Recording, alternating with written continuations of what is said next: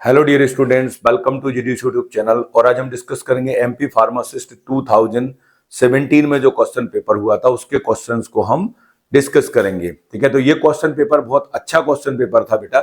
इस पेपर को तो मैंने दिया था उस समय, और उस समय मैंने जब ये पेपर दिया था तो भाई अपने किस्मत से, मैं तो किस्मत को ही बोलूंगा, और ऊपर वाले की कृपा से मेरी इस एग्जाम में फर्स्ट रैंक आई हुई थी। नंबर मेरे बहुत ज्यादा नहीं आए थे, 100 में से मेरे नंबर थे 72, लेकिन मुझे लगता था जब 72 नंबर्स आने वाले थे, मैंने कैलकुलेट किया तो बहुत कम नंबर है, तो मुझे लगा बहुत पीछे जा हो रहेंगे ये नंबर।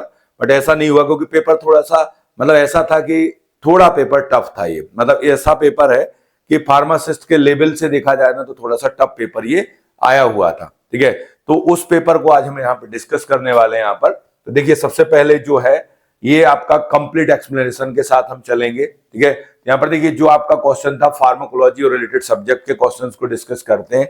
यहाँ पर देखिए सबसे पहले दिया है which organ is extremely sensitive to the action of the atropine.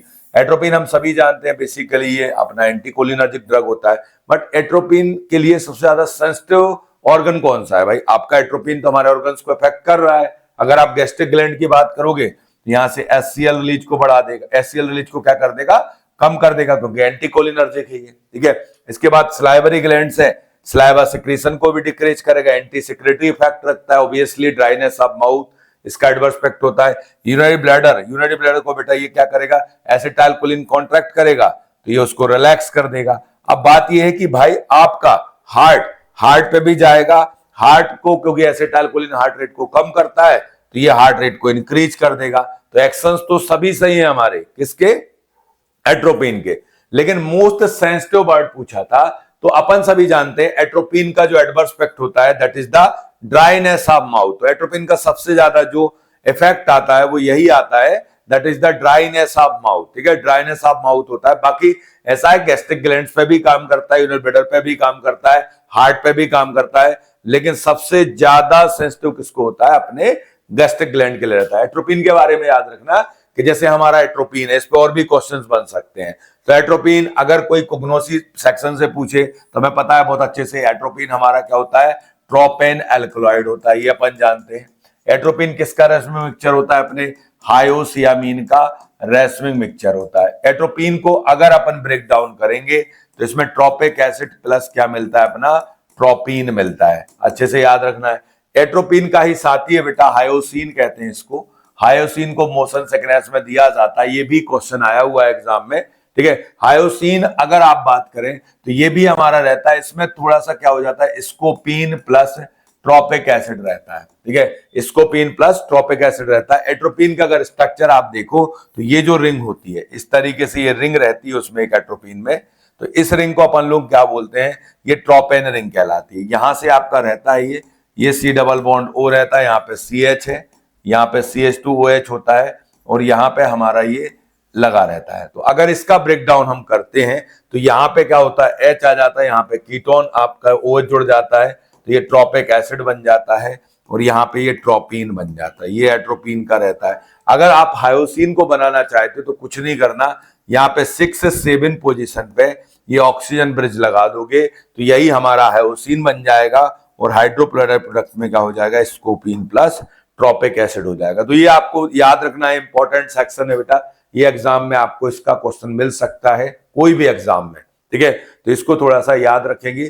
तो सलाइवरी ग्लैंड मोस्ट सेंसिटिव होती है। न्यूरोट्रांसमीटर में आपसे एक्साइटेटरी न्यूरोट्रांसमीटर पूछा है भाई, जो हमारे नर्वस सिस्टम की एक्टिविटी को बढ़ा देता है उसको क्या बोलोगे?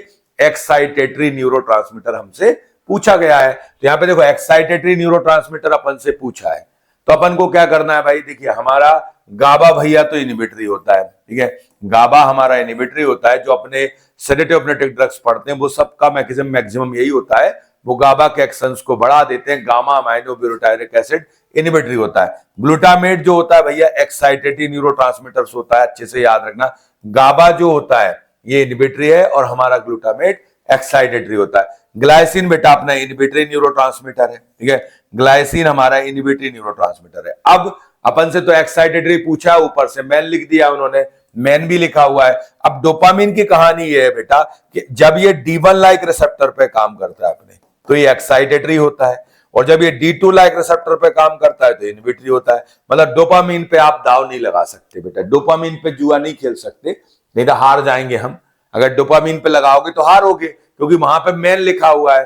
तो अब जब आपको प्योर एक्साइटेटरी ऑप्शन में दिया गया है ये प्योर एक्साइटेटरी, तो सीधा सीधा हमारा आंसर क्या होगा, बी आंसर अपना एकदम करेक्ट हो जाएगा भाई। अपन को दिखा है सीधा सीधा, तो हम डोपामीन के लिए क्यों सोचेंगे भाई। डोपामीन तो दो टाइप का नेचर रखता है, दो नाव की सवारी हमारा डोपामीन करने वाला है भाई। तो यहां तो सीधा सीधा आंसर क्या लगाओगे आप, ग्लूटामेट अपन लगा देंगे, ग्लूटामेट हमारा आंसर एकदम करेक्ट हो जाएगा। ठीक है, तो ये हमारे न्यूरोट्रांसमीटर्स का क्लासिफिकेशन है। अगर एक्साइटेटरी न्यूरोट्रांसमीटर्स की बात करते हो तो मेन अपना ग्लूटामेट होता है, एस्पार्टेट होता है, एक्साइटेटरी हमारे। ठीक है, अगर आप इनहिबिटरी की बात करोगे तो गाबा है, ग्लाइसिन है, डोपामीन।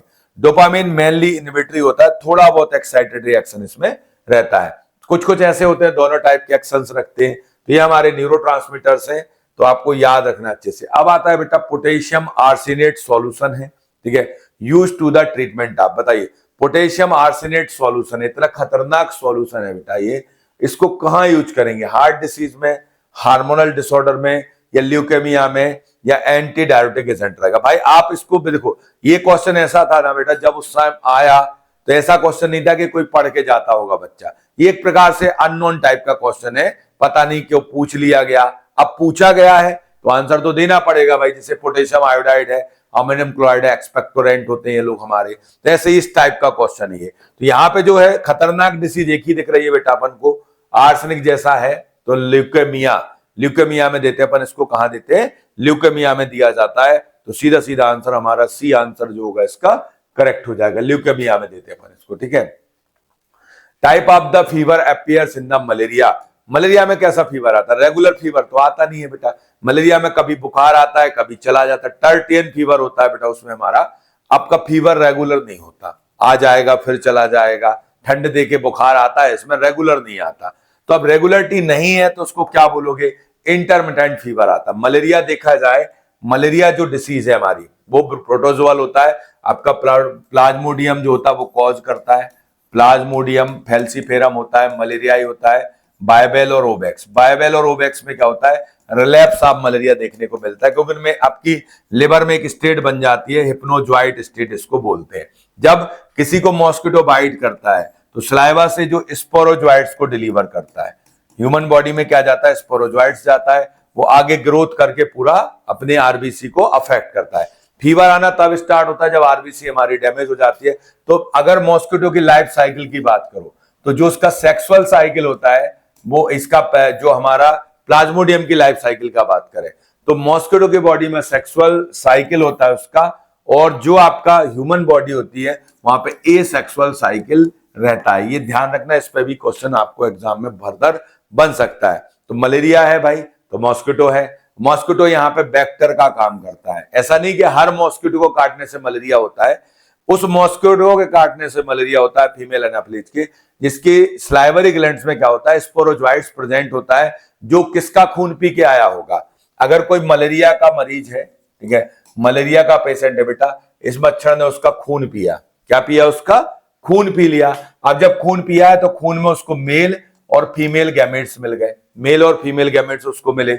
उसके आगे जाके उसमें जायगोट बन गया बेटा, जायगोट से आपका ओकेनाइड बन गया, और लास्ट में हमारा स्पोरोजॉइट्स बन गया।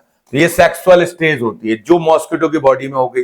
अब उसने अपन को काट दिया तो हमारे ब्लड में क्या पहुंचा, स्पोरोजॉइट्स पहुंचा, वो लिवर में पहुंचा, उसने अपना पॉपुलेशन बढ़ाया, कुछ फॉर्म हमारा लिवर में रह जाता है और बाकी पूरा हमारा रिलीज हो गया। तो उसको बोलते हैं अपन ब्लड साइजोन्स, और ब्लड साइजोन्स ने आरबीसी को डैमेज कर दिया।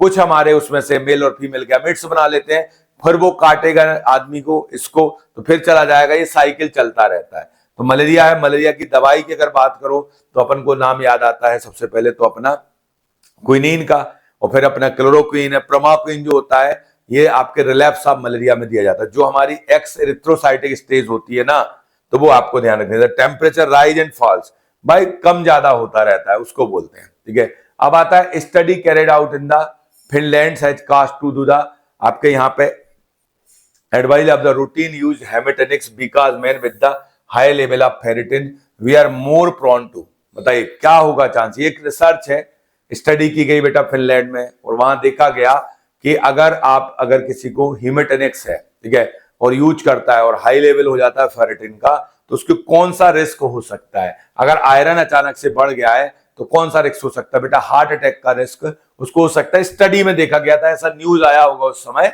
तो आंसर क्या दे दिया इन्होंने, बी आंसर अपना करेक्ट हो गया कि भाई इसमें अपना बी आंसर हमारा करेक्ट हो जाएगा, ठीक है। तो हीमेटोनिक्स जो होते हैं कई बार एक्सेस आयरन से भी ऐसा हो सकता है कि हार्ट में प्रॉब्लम हमारी हो सकती है।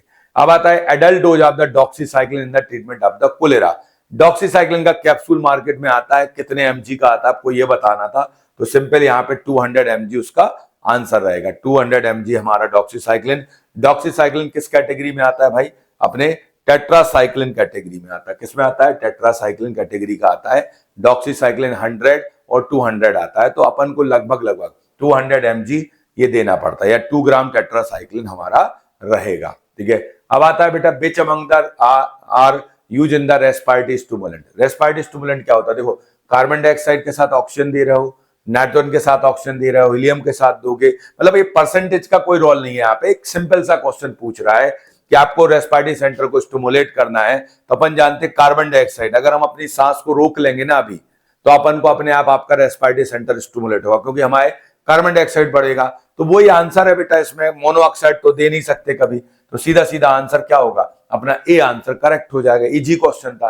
परसेंटेज देखिए आपको 5 to 7% ऑफ द ऑक्सीजन, ठीक है। तो ये हम कार्बन डाइऑक्साइड को यूज कर लेते हैं। कार्बन डाइऑक्साइड हमारा रेस्पिरेटरी क्या होता है बेटा, स्टिमुलेंट होता है। सिंपल सा क्वेश्चन था। अगर कोई पूछे कार्बन डाइऑक्साइड को कौन से सिलेंडर में रखते हो, ग्रे में, ऑक्सीजन को कैसे रखते हो, व्हाइट शोल्डर होता है और हमारा ब्लैक सिलेंडर होता है, ध्यान रखना अच्छे से। ये हमारा अगर CO2 बढ़ता है तो रेस्पिरेटरी सेंटर को स्टिमुलेट कर देता है। Rectal suppository is used to treat a fever, would represent which type of the drug delivery.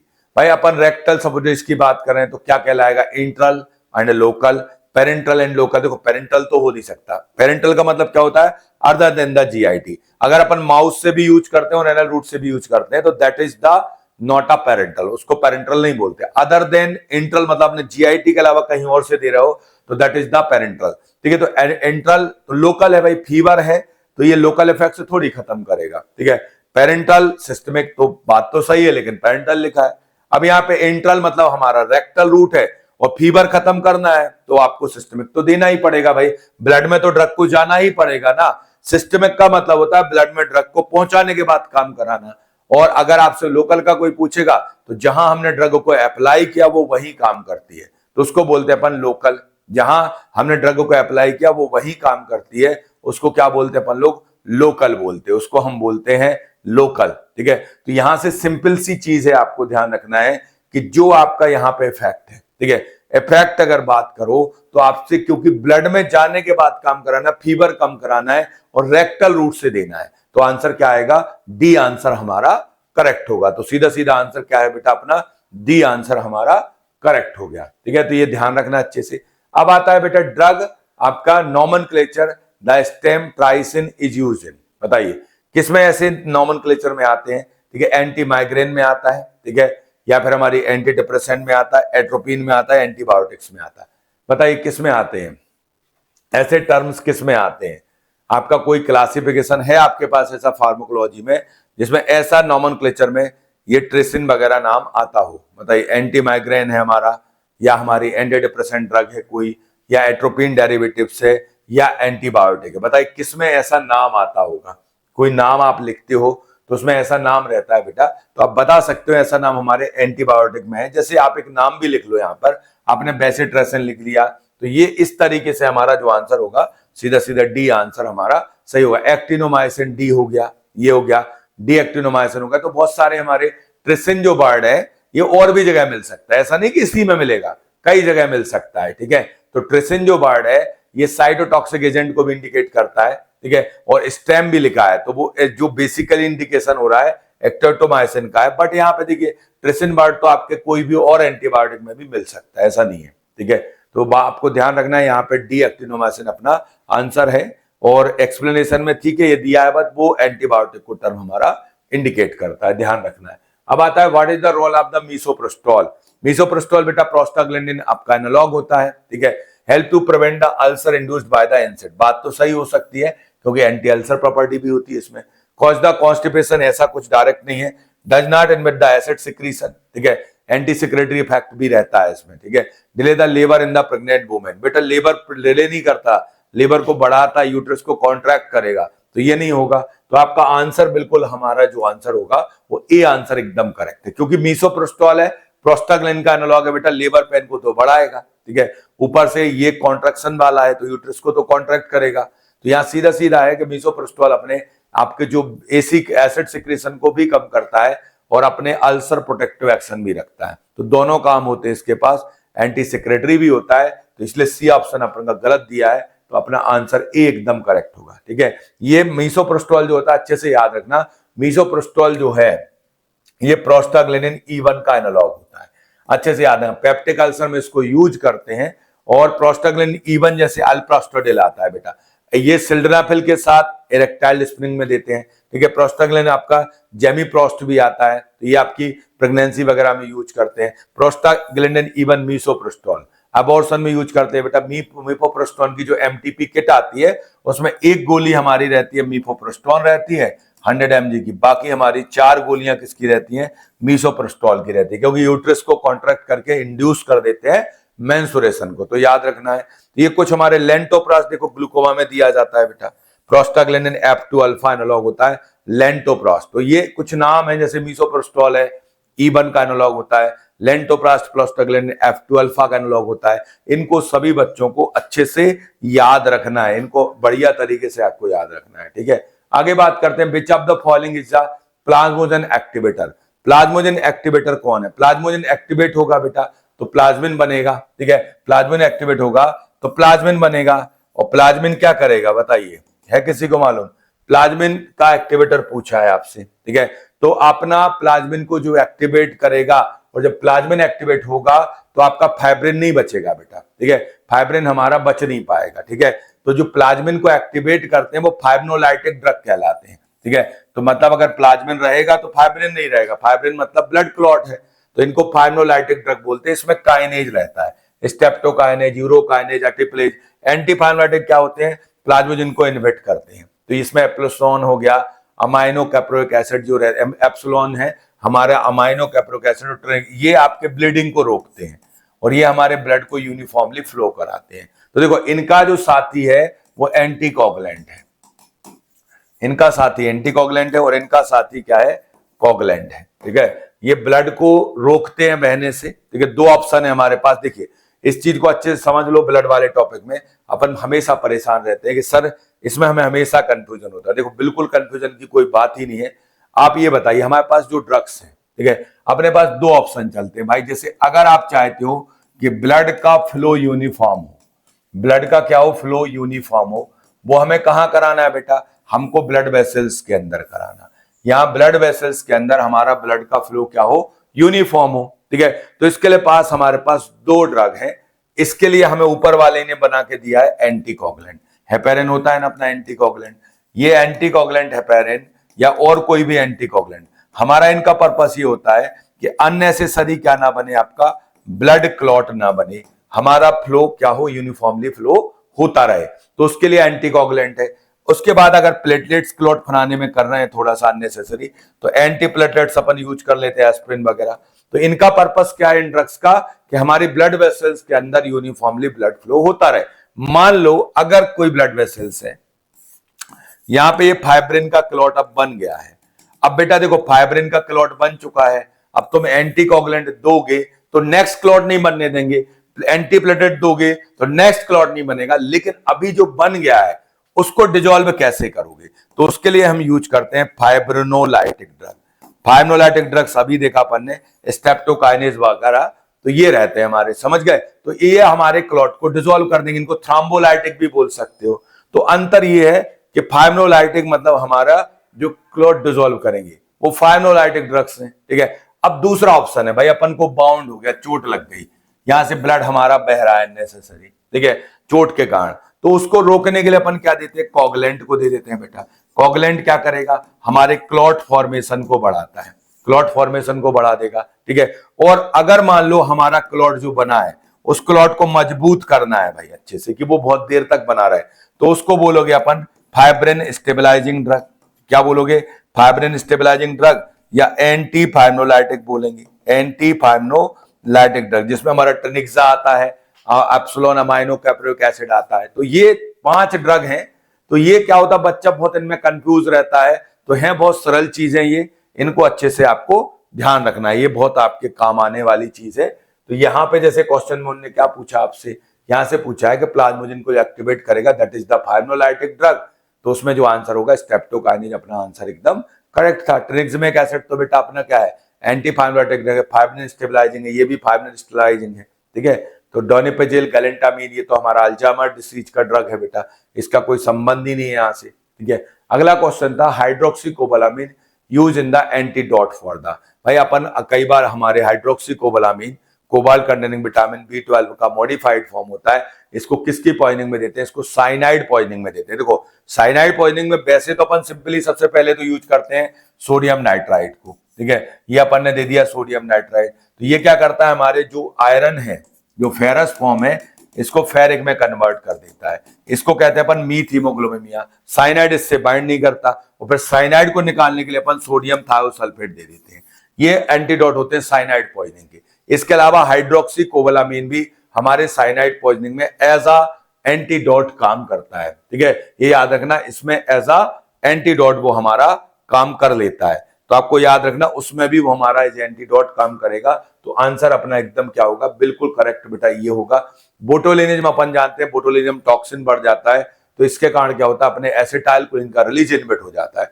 Mercury की बात करो, मरकरी की पॉइजनिंग है बेटा, तो इसमें अपन कॉम्प्लेक्सिंग एजेंट को यूज कर सकते हैं, Bl को हम यहां पर यूज कर सकते हैं। तो ये हो गया। ओपियोइड की पॉइजनिंग होगी तो अपन किसको देते हैं बेटा, नेलेक्सोन एज अ एंटीडोट हमारा यूज किया जाता है। तो कुछ एंटीडोट और पॉइजनिंग पे हमेशा क्वेश्चन बनता है, तो उनके पेयर आपको अच्छे से याद रखना। जैसे कि भाई सबसे इंपॉर्टेंट होता है अपने ऑर्गेनोफॉस्फेट, ऑर्गेनोफॉस्फेट की पॉइजनिंग हुई है, इंसेक्टिसाइड की पॉइजनिंग हुई है।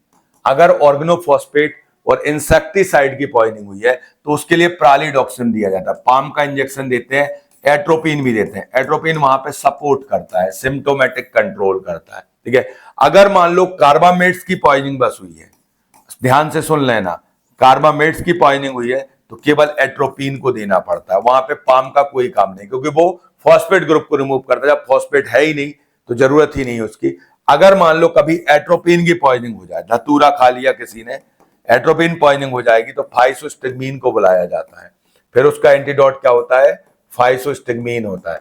अगर मान लो किसी को एथेनॉल की पॉइजनिंग हो जाती है, वो ज्यादा पी लेता है एथेनॉल, ठीक है, एथेनॉल में बच्चा बहुत कंफ्यूज होता है। जैसे उसने पूछा एथेनॉल पॉइजनिंग, उनको डायसल्फराम याद आता है, बेटा ये एथेनॉल की पॉइजनिंग है, उसने आपने ड्रिंक ज्यादा कर लिया, इसने अल्कोहल उसकी बॉडी में ज्यादा है, तुम अगर डायसल्फराम दोगे तो वो जल्दी निपटेगा, क्योंकि डायसल्फराम तो अल्कोहल की मेटाबॉलिज्म को इनहिबिट करता है। तो यहाँ पे तो अपन को अल्कोहल को बाहर करना है ना भाई, अभी ज्यादा पिया है उसने, तो उसके लिए हम जो देते हैं इसमें हमारा विटामिन B1 काम करता है, और आपका इसके अलावा हमारा IV ग्लूकोज उसको देना पड़ता है, ये सबसे बेस्ट होता है।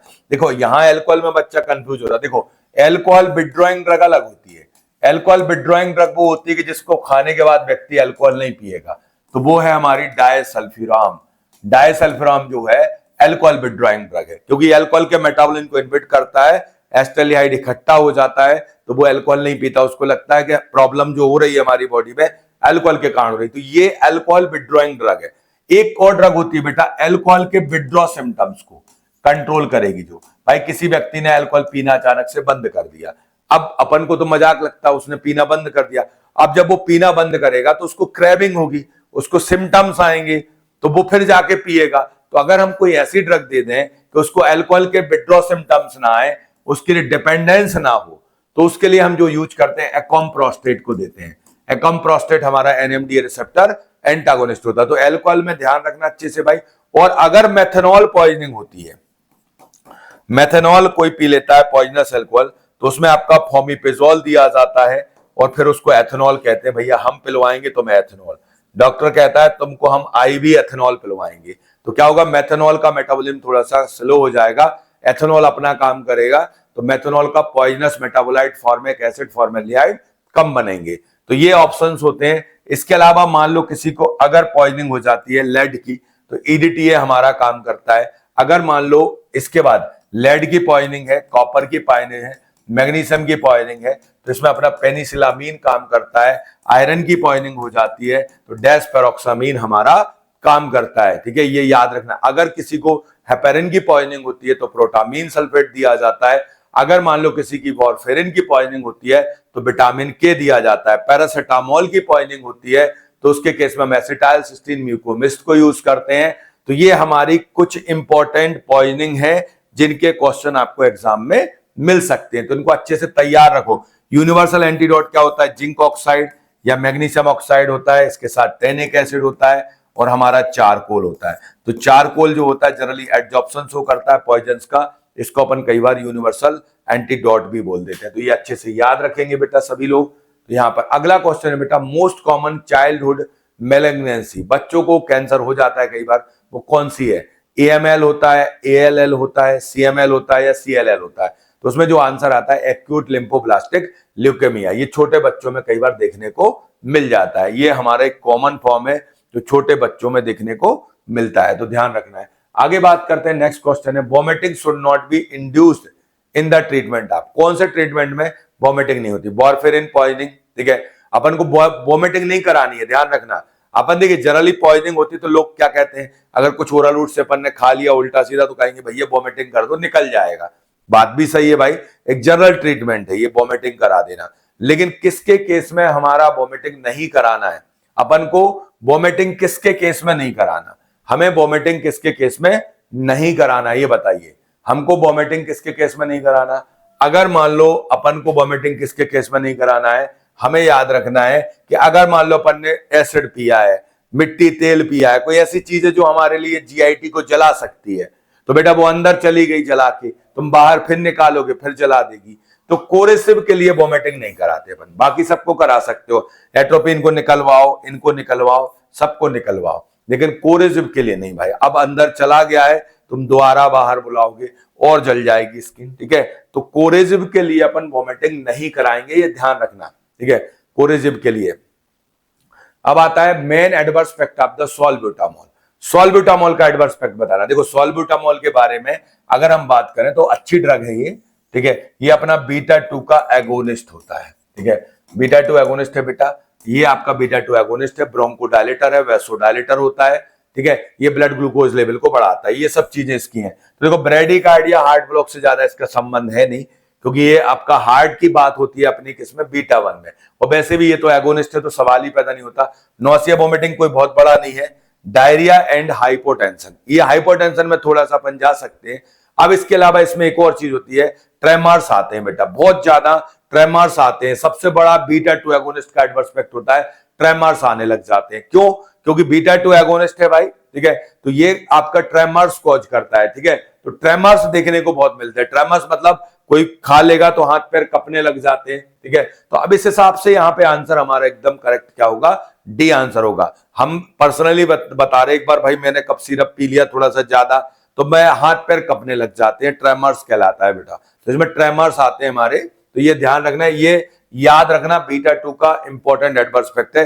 चाहे वो सॉल्ब्यूटामॉल हो, चाहे वो हमारा लीवोसॉल्ब्यूटामॉल हो या टर्बोटोलिन हो, सब में ट्रेमर्स देखने को हमें मिलता है। अब आता है बेटा site of action of the ADH, anti diabetic hormone है, जिसको अपन वैसोप्रेसिन बोलते हैं, पोस्टीरियर पिट्यूटरी ग्लैंड से रिलीज होता है। अगर एडीएच की कमी हो जाती है तो डायबिटीज इंसिपिडस होता है। ठीक है, और आपको ध्यान रखना बेड वेटिंग वगैरह ये सब होने लगते हैं।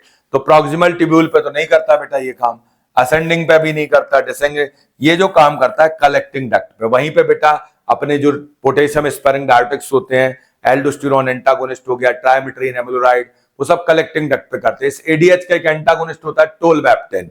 टोलवैप्टेन में क्या होती है, अपनी डायोटिक एक्टिविटी है, और एडीएच हमारा एंटी डायोटिक होता है। ये वाटर का रीअब्जॉर्प्शन करने के लिए मेनली रिस्पॉन्सिबल होता है। इसकी डेरिवेटिव आते हैं टर्लीप्रेसिन, लाइमीप्रेसिन। ठीक है, तो ये हमारे इसके क्या है, डेरिवेटिव्स होते हैं।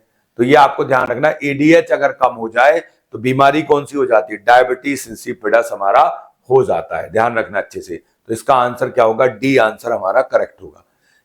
एंटी मस्केनिक एजेंट है, मैनेजमेंट करना है मोशन सिकनेस का, ये मोशन सिकनेस का है। तो अभी आपको पहले ही क्वेश्चन में बताया था कि जो हायोसिन भाई है हमारा, ये मोशन सिकनेस में दिया है। अब बात यह है कि हायोसिन का दूसरा नाम क्या है। देखो हायोसिन को अपन क्या बोलते हैं, इस हायोसिन को बोला जाता है बेसिकली, इस हायोसिन को स्कोपोलामीन भी बोलते हैं। हायोसिन को क्या कहते हैं, इसी का दूसरा नाम स्कोपोलामीन होता है। तो यहीं से आपका आंसर मिलना था आपको। अगर जिस बच्चे को पता होता कि हायोसिन का दूसरा नाम स्कोपोलामीन होता है, वो 2 मिनट में आंसर लगा देगा। अब जिसको पता ही नहीं होगा वो कैसे आंसर लगाएगा। तो यहाँ पे जो आंसर होगा ये नहीं होगा, ये नहीं होगा, सीधा सीधा आंसर हमारा सी था।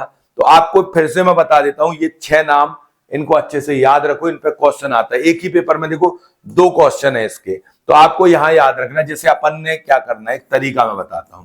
आपको लिखना है एट्रोसिन। सबसे पहले क्या लिखोगे, एट्रोसिन। आप बोलोगे सर ये नहीं रहता, बहुत कम अमाउंट में रहता है, स्टैंडर्ड बुक्स में दिया रहता है। एट्रोसिन जो है रेसमी मिक्सचर होता है, डीएल फॉर्म होता है किसका, हायोसिन। आपने एट्रोसिन लिख दिया, हायोसिन लिख दिया। अब एमीन वाला नाम लिख दो, स्कोपोलामीन। ये जो तीनों है ना, इनका हाइड्रोलाइसिस प्रोडक्ट क्या होगा, स्कोपीन प्लस ट्रोपिक एसिड ही होगा। अब जब ये लिख लिया है तो एट्रोपिन को लिखो। एट्रोपिन भी हमारा रेसमी मिक्सचर होता है, आपने लिखा। अब एट्रोपिन किसका होता है भैया, यहां पे अमीन लगाओ, हायोसियामीन लिख दिया अपन ने, हायोसियामीन लिख दिया। तो ये हायोसियामीन हो गया। मैं तो ऐसे ही याद करूं भैया, ये में अमीन लगा रहता है, तो अब इसमें अमीन नहीं रहेगा, तो इसका नाम होगा स्कोपोलिन होगा। तो मैंने यही तो आंसर किया भाई, आपसे पूछा उनने तो मैंने दिमाग लगाया यार, हायोसिन होता है। हायोसिन का दूसरा नाम क्या होता है भाई, हायोसियामीन तो नहीं होता, उसका दूसरा नाम होता है स्कोपोलामीन। तो आंसर क्या है, सीधा सीधा बी आंसर अपना करेक्ट हो जाएगा। बी आंसर हमारा करेक्ट है। तो अपन को करना यही है कि हमें देख के चलना है कि भाई आप आराम से ये कर लो, ठीक है। तो आंसर स्कोपोलामीन एकदम करेक्ट होगा। ये आपके मोशन सिकनेस में देते हैं बेटा। कई बार इसका एक ट्रांसडर्मल पैचेस आते हैं जो कान के पीछे लगा देते हैं, तो बेसिकली क्या करता है, हमारे मोशन सिकनेस में ये मदद करता है। और मोशन सिकनेस की ड्रग कौन सी है, अगर कोई तुमसे सिकनेस की ड्रग्स पूछे सभी, तो पता होना चाहिए भाई, माउंटेन सिकनेस का एसिटाजोलामाइड है।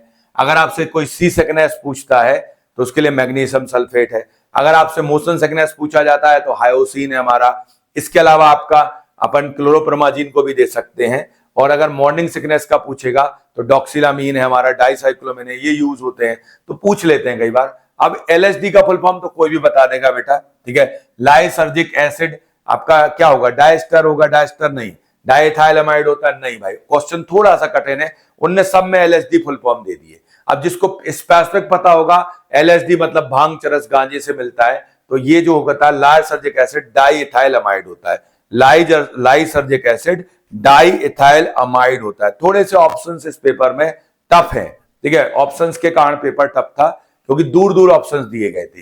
ये एर्गोट अल्कलॉइड से रिलेटेड होता है।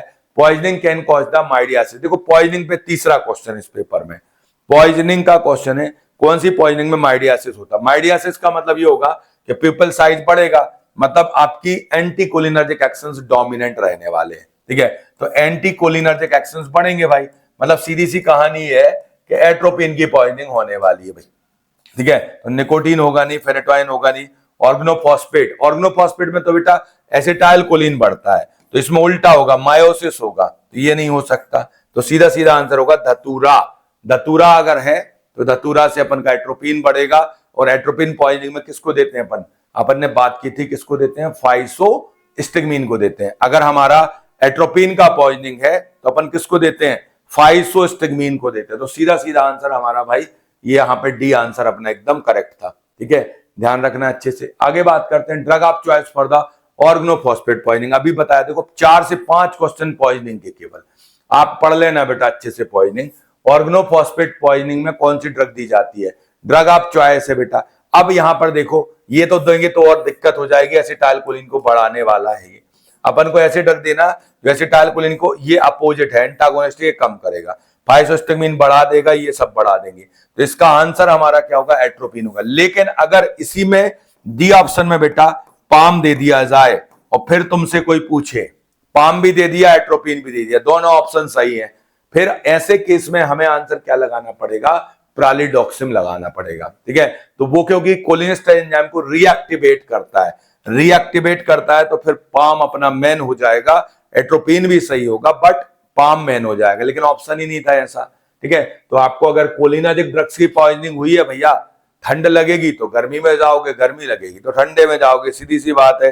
एसिटाइलकोलिन बढ़ रहा है तो कम करने वाले बंदे को बुलाओगे यहाँ पे, ठीक है। एसिटाइलकोलिन बढ़ रहा है तो कम करने वाले को अपन लोग बुलाएंगे, ठीक है। देखो पॉइजनिंग अच्छे से पढ़ लो बेटा, atropine poisoning, physostigmine, benzodiazepine, flumazenil, morphine poisoning, opioid poisoning, naloxone, naltrexone, organophosphate poisoning, pralidoxime, first choice, then atropine is the symptomatic control. Opioid poisoning naloxone है, इंसुलिन का पॉइजन ग्लूकागॉन दोगे, आइसोनेजिड विटामिन B6, कार्बामेट्स की poisoning में only atropine चलता है, organophosphate में प्रालिडॉक्सिम, atropine दोनों चलते हैं, ठीक है। कार्बामेट्स में ओनली एट्रोपिन चलता है। अच्छे से इस पॉइंट को थोड़ा सा याद रखोगे आप लोग, ठीक है। अब आता है which of the following diffuse most rapidly across the cell membrane. Cell membrane से बहुत जल्दी डिफ्यूज हो जाता है, वो कौन है? तो कार्बन डाइऑक्साइड बेटा बहुत जल्दी हमारा गैस फॉर्म में होता है, जल्दी ही क्या हो जाएगा? डिफ्यूज हो जाएगा। सीधा सीधा आंसर इसका लॉजिक बेस्ड है। 21 में हमारा आंसर क्या हो जाएगा? ए आंसर अपना करेक्ट हो जाएगा। आगे बात करते हैं अपना प्लेटलेट्स का लाइफ स्पान कितना होता है बेटा, कई बार पढ़ते हैं हमारी प्लेटलेट्स का लाइफ स्पान कितना होता है। आरबीसी का सबको याद है 1-2, अपन देखते हैं कितना होता है, 120 डेज होता है, ठीक है। अपनी जो वाइट ब्लड सेल्स होती है उनके जो टाइप है उस पर डिपेंड करता है प्लेटलेट्स का लाइफ स्पान कितना होता है। देखो प्लेटलेट लगभग हमारे 7 to 10 डेज होता है, ध्यान रखना। इतना कम तो होता नहीं है 1-2 डेज, इतना ज्यादा भी नहीं होता, तो आंसर क्या है? 7 to 10 डेज अपना आंसर करेक्ट है। प्लेटलेट जो होते हैं अपने ब्लड प्लेटलेट्स का नंबर अपन जानते हैं लाख में रहता है भैया, 1.5 लाख से ले जाके 4.5 लाख तक रहता है। अगर डेंगू फीवर किसी को कम होता है तो क्या कम होता है? अगर डेंगू फीवर होता है तो ब्लड प्लेटलेट्स कम हो जाते हैं, ठीक है। तो ये ध्यान रखना अच्छे से। अब आता है बेटा stored blood can be use for. अगर कोई ब्लड स्टोर किया गया है तो कितने दिन तक अपन उसको यूज कर सकते हैं? अगर उसको प्रॉपर स्टोर करेंगे तो उसको बेटा 6 वीक तक अपन यूज कर सकते हैं इजीली। उसकी प्रॉपर्टी में कोई चेंज नहीं आता, 6 वीक तक हम कर सकते हैं। 1 यूनिट ब्लड लगभग हमारा 480 ml के समथिंग हम बोलते हैं, ठीक है। तो ध्यान रखना है 6 वीक तक उसको अपन यूज कर सकते हैं, ठीक है। ध्यान रखिए। अब अगर अपना ब्लड है बेटा, हमारा वोल ब्लड है, ठीक है, ब्लड बैंक में रखा जाता है, लगभग अपन उसको 2 to 8 डिग्री सेल्सियस कोल्ड पे रखेंगे, 35 डेज तक यूज कर सकते हैं अपन उसको, कोई दिक्कत नहीं है, ठीक है। फ्रीजर में अगर है तो प्लाज्मा वगैरह रहता है, तो फ्रीजर में तो प्लाज्मा रखते हो बेटा, फिर तो वो 12 मंथ तक, ठीक है। तो ये आप प्लेटलेट निकलवाते हैं, कई बार जिसको डेंगू हो जाता है तो प्लेटलेट्स को ज्यादा दिन नहीं रख सकते, केवल 5 दिन में यूज करना पड़ेगा, ये ध्यान रखना अच्छे से।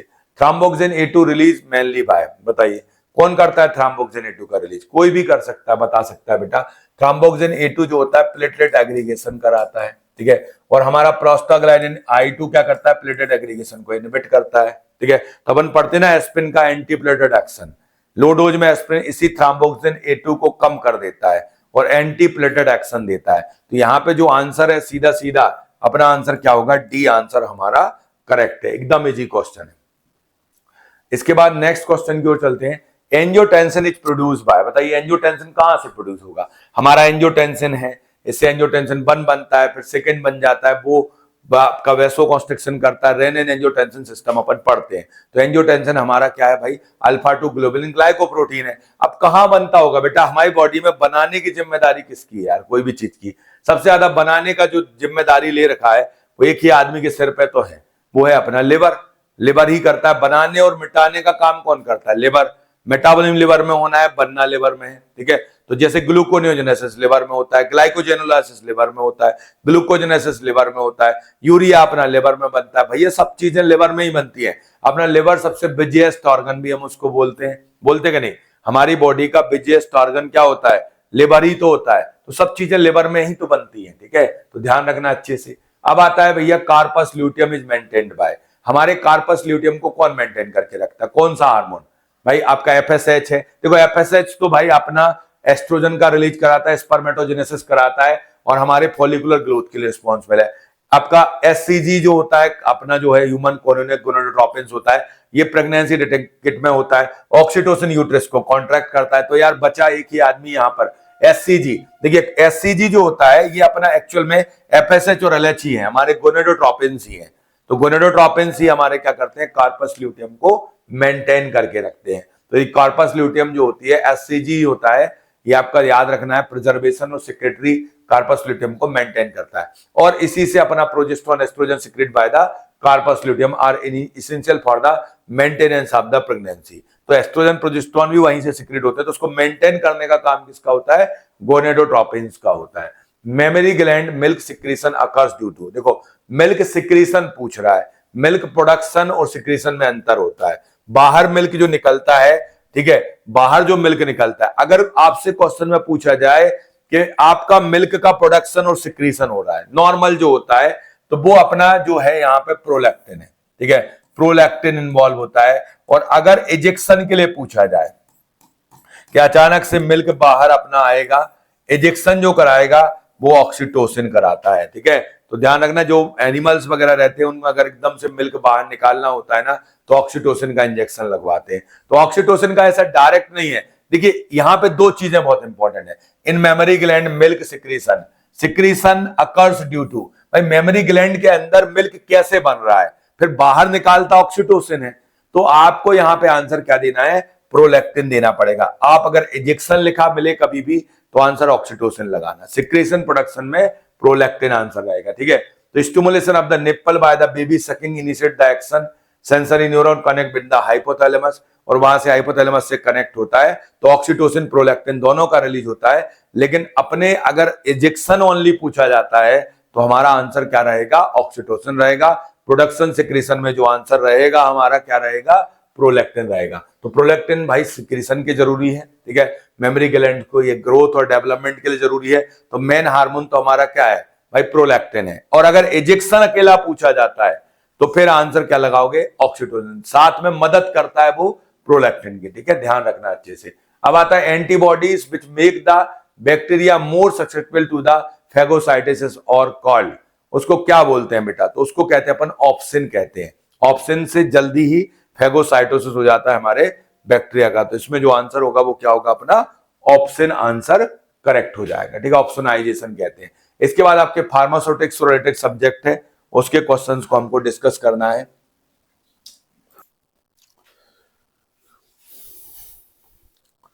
फार्मास्यूटिक्स और रिलेटेड सब्जेक्ट के क्वेश्चंस डिस्कस करते हैं यहाँ पर हम। अब इसके पहले अपन ने कोलॉजी क्वेश्चन डिस्कस किए। Which of the formulation is not suitable to the ocular administration, भाई आंख में आप उसको यूज नहीं कर सकते हैं। तो बेटा आप ये बताइए, आंख पे अगर कोई चीज अप्लाई करोगे आप, ठीक है, तो उसको हमें ध्यान रखना है कि भाई सबसे पहली चीज तो वो हमारी आइसोटोनिक होना चाहिए, ठीक है। तो अपना लिनीमेंट को बेटा फ्रैक्शन से लगाते, कभी आंख पे ऐसा कुछ देखा कि अपन ऐसे से लगा रहे हैं विद द फ्रैक्शन, तो सीधा सीधा आंसर है हमारा लिनीमेंट होगा। लिनीमेंट को अपन आई पे यूज नहीं कर सकते। ऑइंटमेंट हो सकता है, सस्पेंशन आते हैं, कुछ आई ड्रॉप रहते हैं बेटा जो एकदम विस्कस रहते हैं, वो सस्पेंशन होते हैं। ऑइंटमेंट आता है, सॉल्यूशंस आते हैं, तो सीधा सीधा आंसर सी होगा हमारा। Calculate the dose for a child, body surface area दिया है उन्होंने 0.7 मीटर स्क्वायर, एडल्ट डोज दिया है 100 mg। तो आपको सिंपल सिंपल हमारा फार्मूला लगाना है बेटा, 0.57 यहाँ लिखना है, 1.73 इंटू 100 यहाँ पे कर देना है। तो आप इसको सॉल्व कर दोगे तो आपका आंसर आ जाएगा, ठीक है। लगभग लगभग जो आंसर होगा हमारा मोटे मोटे तौर पर अगर आप देखो 57 डिवाइडेड बाय 173, ठीक है, तो इसको 60 मान लो आप और इसको 80 मान लो, 180, तो ये 3 टाइम्स हो जाएगा यहाँ पर। तो 100 डिवाइडेड बाय 3 करोगे तो अप्रोक्सीमेट आंसर आपके सामने खड़ा हो जाएगा, आपके कहेगा भैया मेरा आंसर कर लो स्वागत। तो आंसर क्या हो गया? 33 हमारा आंसर, ए आंसर एकदम करेक्ट हो गया, ठीक है।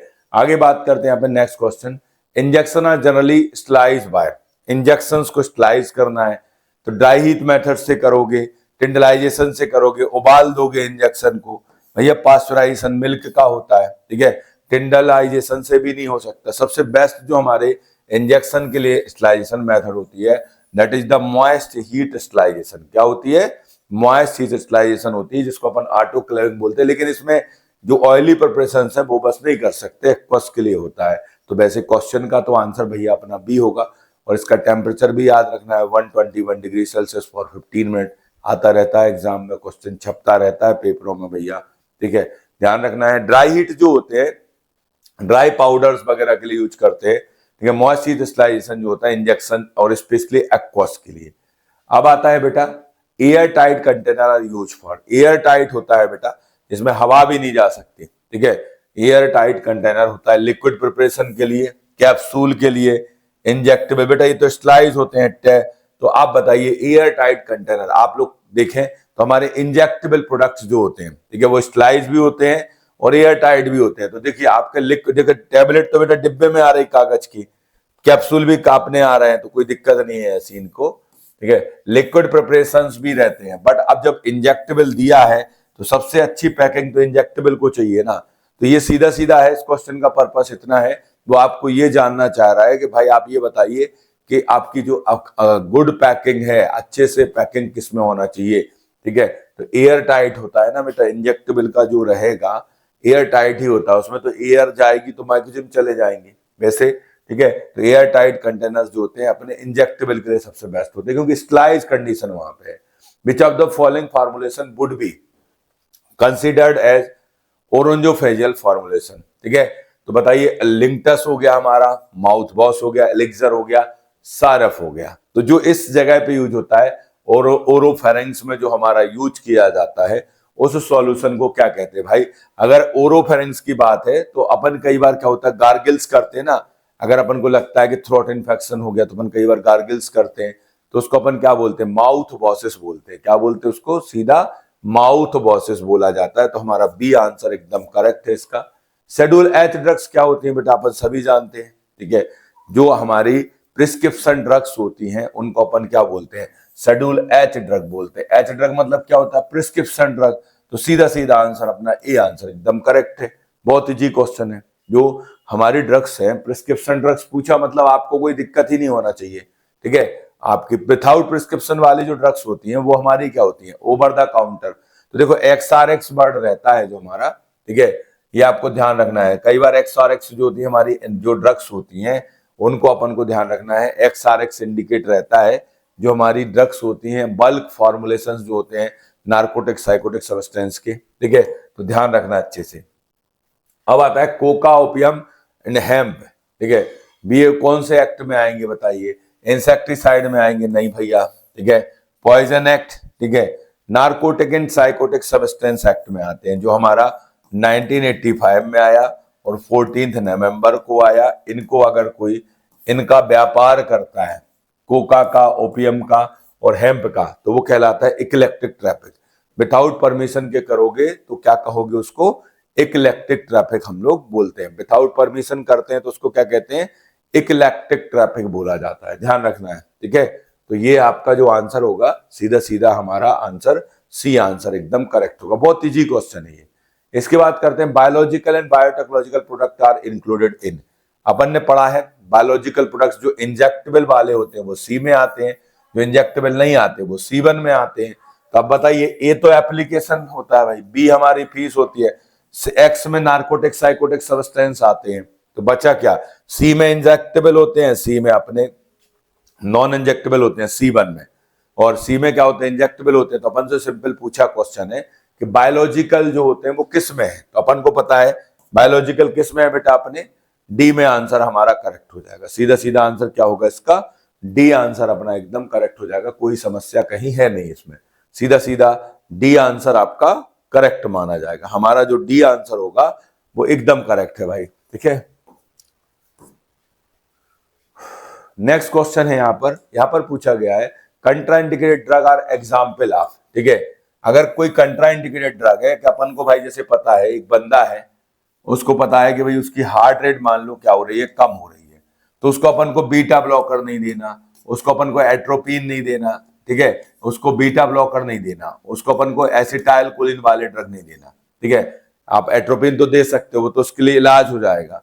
तो यहाँ पे कंट्राइंडिकेशन किसका एग्जाम, देखो कंट्राइंडिकेशन, देखो एक चीज मैं आपको बताऊंगा जो आपको फार्माकोलॉजी में बहुत हेल्प करेगा, ठीक है, पढ़ाई में आपका मदद करेगा। कैंसर कैसे करेगा मदद, देखो मदद ये करेगा कि आप ये बताओ, जैसे ठीक है, आप ये बताइए एक ड्रग है, मान लो एक ड्रग है, सब जानते हो आप, नॉन एड्रेनालिन को अच्छे से जानते हो।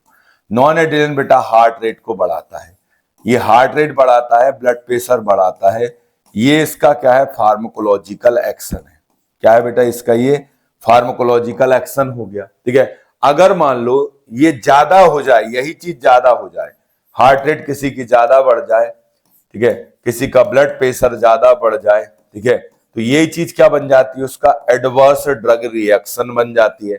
मान लो एक बंदा है मोहन आपका, ठीक है, एक बंदा है, ठीक है, और उस बंदे को ये मान लो पहले से उसकी बंदे की हार्ट रेट बढ़ी हुई है, ठीक है, और उसकी बंदे की क्या है, ब्लड प्रेशर बढ़ा हुआ है, ठीक है, ये पहले से उस बंदे का बढ़ा हुआ है, ठीक है, ये आपका बढ़ा हुआ है। अब बताइए आप ये वाली ड्रग उसको देंगे क्या, उसको दोगे क्या, मारोगे क्या उसको? भाई उसकी हार्ट रेट पहले से बढ़ी है, ब्लड प्रेशर पहले से बढ़ा, उसको नहीं दोगे ना, तो ये जो नहीं देना है दैट इज द कंट्रा इंडिकेशन, इसी को कहते हो कंट्रा इंडिकेशन कहते हो। अब ये बताओ अगर कोई पढ़ने वाला बच्चा होगा ना तो कहेगा साहब जो एक्शन का डायरेक्शन है वही डायरेक्शन तो एडवर्स इफेक्ट का है सर, और वही डायरेक्शन तो कंट्रा इंडिकेशन का है। मतलब सर अगर हमें एक्शन पता है ना तो हम उसके एडवर्स इफेक्ट तक भी जा सकते हैं, उसके हम कंट्रा इंडिकेशन तक भी जा सकते हैं, ठीक है। अब पूछा सर इंडिकेशन और थेरेप्यूटिक यूज क्या है बेटा, तुम ये बताओ तुम खाना कब खाते हो, जब भूख लगती है, एसी कब चलाते हैं, जब हम गर्मी लगती है। यूज हमेशा कब होता है, अपोजिट में। अगर एक बंदा है उसकी हार्ट रेट कम है, ब्लड प्रेशर उसका कम है, तो फिर अपन इसको दे देंगे। तो हमेशा ड्रग का थेरेप्यूटिक यूज क्या होता है, अपोजिट कंडीशन में होता है। तो यहां से थोड़ा सा हम प्रिडिक्ट कर सकते हैं कि जो ड्रग का यूज होता है वो अपोजिट कंडीशन में होता है। तो ये छोटी छोटी चीजें हैं जो आपको अच्छे से याद रखनी है, इनसे अपन क्या होते हैं हमेशा परेशान रहते हैं और क्वेश्चंस गलत करते हैं। अब कंट्रा इंडिकेशन है, भाई ड्रग उसको दे नहीं सकते, तो वो किस में आएगा, केमिकल इनकम्पेटेबिलिटी में आएगा, केमिकल फिजिकल में आएगा। सिंपल सा आंसर है भाई, आपका उसका थेरेप्यूटिक एक्शन कैसे दोगे आप, भाई वो पहले से ही है, तो उस कंडीशन को क्या बोलोगे, कौन सी इनकम्पेटेबिलिटी बोलेंगे, उसको सीधा सीधा कहा जाएगा थेरेप्यूटिक इनकम्पेटेबिलिटी, क्योंकि उसके एक्शंस सेम है, आप वहां पे दे नहीं सकते उसको वरना समस्या हो जाएगी। तो that is the therapeutic incompatibility. एक क्वेश्चन आता रहता है बेटा, टेट्रासाइक्लिन और कैल्शियम, टेट्रासाइक्लिन कैल्शियम कॉम्प्लेक्स बनाते हैं, तो उनका जो रिएक्शन होता है वो तो केमिकल है, बट उसके कारण टेट्रासाइक्लिन का एब्जॉर्प्शन नहीं होता है, तो टेट्रासाइक्लिन का इफेक्ट नहीं आता है, तो उसको क्या कहा जाता है, थेरेप्यूटिक इनकम्पेटेबिलिटी कहते हैं। क्या कहते हैं, थेरेप्यूटिक इनकम्पेटेबिलिटी हम लोग बोलते हैं। ध्यान रखना अच्छे से इस चीज को। केमिकल इनकम्पेटेबिलिटी का मतलब कोई केमिकल रिएक्शन के कारण है, ठीक है। फिजिकल आपका वहां पे फिजिकल प्रॉपर्टीज चेंज हो रही है उसकी भाई, तो वो हो गया प्रेसिपिटेशन, सॉल्बिलिटी चेंज हो गया, ये सब। तो यहां पर आता है the iodide are use in the solution as a thiosulphate which act expectorant is a protective by sodium. क्या आंसर होगा इसमें, oxidising agent, neutralising agent, acidifiers और एंटीऑक्सीडेंट, ठीक है। Which of the following iodides are use in a solution as thiosulphate और which act as expectorant, it is a protected by sodium. बताइए भाई क्या आंसर होगा इसका। 38 क्वेश्चन, सिंपल सा क्वेश्चन है, आपको सोडियम थायोसल्फेट के बारे में बात चल रही है, तो ये आपका सोडियम जो है आपका iodide are use as a solution, thiosulphate act as expectorant protected by the sodium, तो एंटीऑक्सीडेंट हमारा आंसर होगा। पोटेशियम आयोडाइड वगैरह एक्सपेक्टोरेंट भी होता है बेटा, ठीक है। तो ये हमारा क्या होता है, सोडियम थायोसल्फाइड क्या होता है, एंटीऑक्सीडेंट होता है। तो क्वेश्चन यहाँ पे पता क्या था, ये यहां पर पूछ रहा है कि जो आयोडाइड है, पोटेशियम आयोडाइड है, ठीक है, वो उसका सॉल्यूशन बनाते हो थायोसल्फेट में, और वो पोटेशियम आयोडाइड जो होता है हमारा एक्सपेक्टोरेंट होता है, और ये जो थायोसल्फेट होता है वो सोडियम थायोसल्फेट एंटीऑक्सीडेंट का काम करता है, उसको सेव करके रखता है। तो ये था क्वेश्चन, इनने मतलब घुमा दिया क्वेश्चन थोड़ा सा। वो रोल पूछ रहे हैं आपसे सोडियम थायोसल्फेट का in the potassium iodide solution. तो सिंपल सा आंसर क्या है भाई, वो अपना वहां पे बिहेव कैसे करता है एज अ एंटीऑक्सीडेंट, ठीक है। तो ये ध्यान रखना है।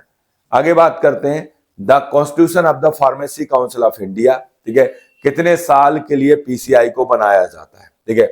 आप यहां पर बताइए पीसीआई जो होता है हमारा कितने साल के लिए बनाया जाता है। देखो पीसीआई का जो ड्यूरेशन होता है बेटा, आपका जो है हमारे पीसीआई जो होती है, PCI pharmacy council of India, इसका जो गठन किया जाता है वो 5 इयर्स के लिए होता है, ठीक है। आंसर अपना बिल्कुल नो डाउट 5 है।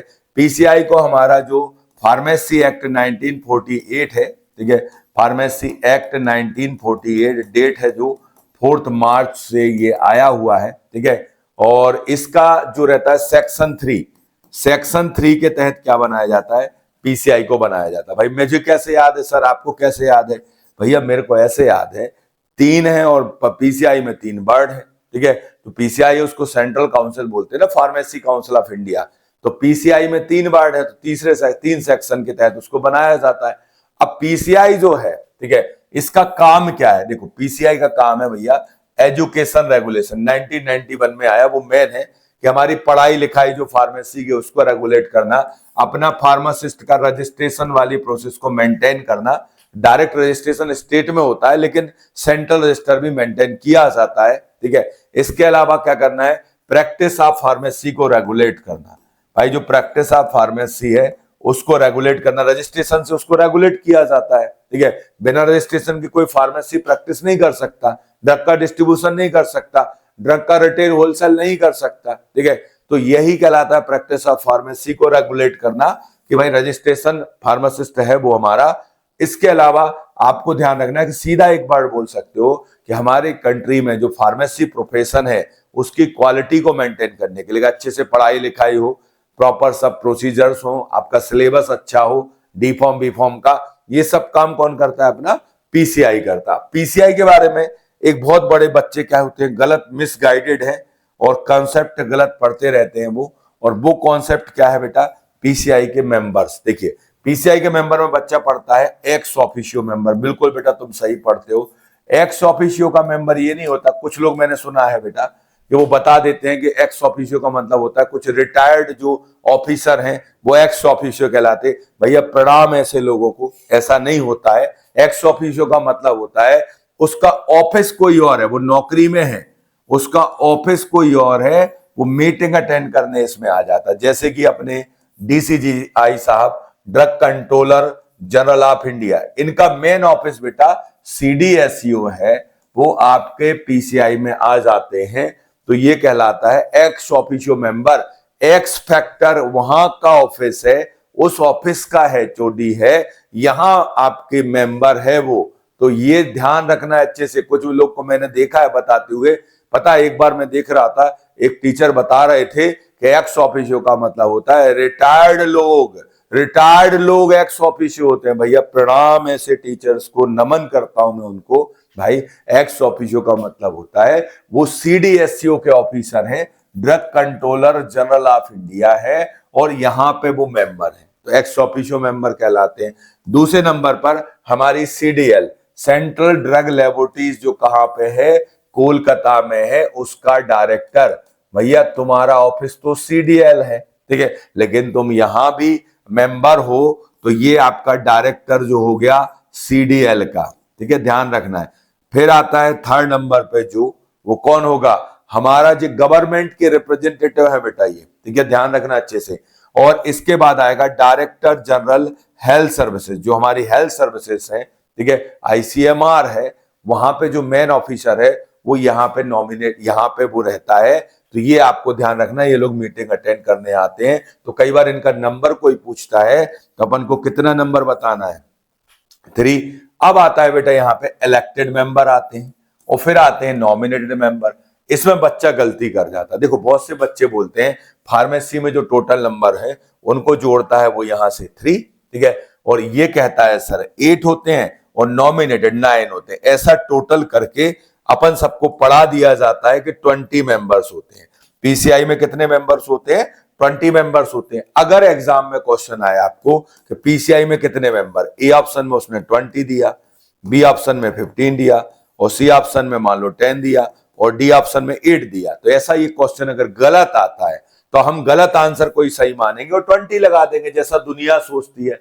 लेकिन रियलिटी जो अलग है, रियलिटी में अगर कोई बंदा अभी पीसीआई की आप साइट खोलो, फार्मेसी काउंसिल ऑफ इंडिया की आप साइट खोलेंगे, और जैसे ही आप साइट खोलोगे तो उसमें मेंबर्स देखना बेटा, आपको इतने सारे मेंबर मिलेंगे, तुम थक जाओगे स्क्रॉल करते करते। तो भाई वो जो अभी आपका है तो वो सही है।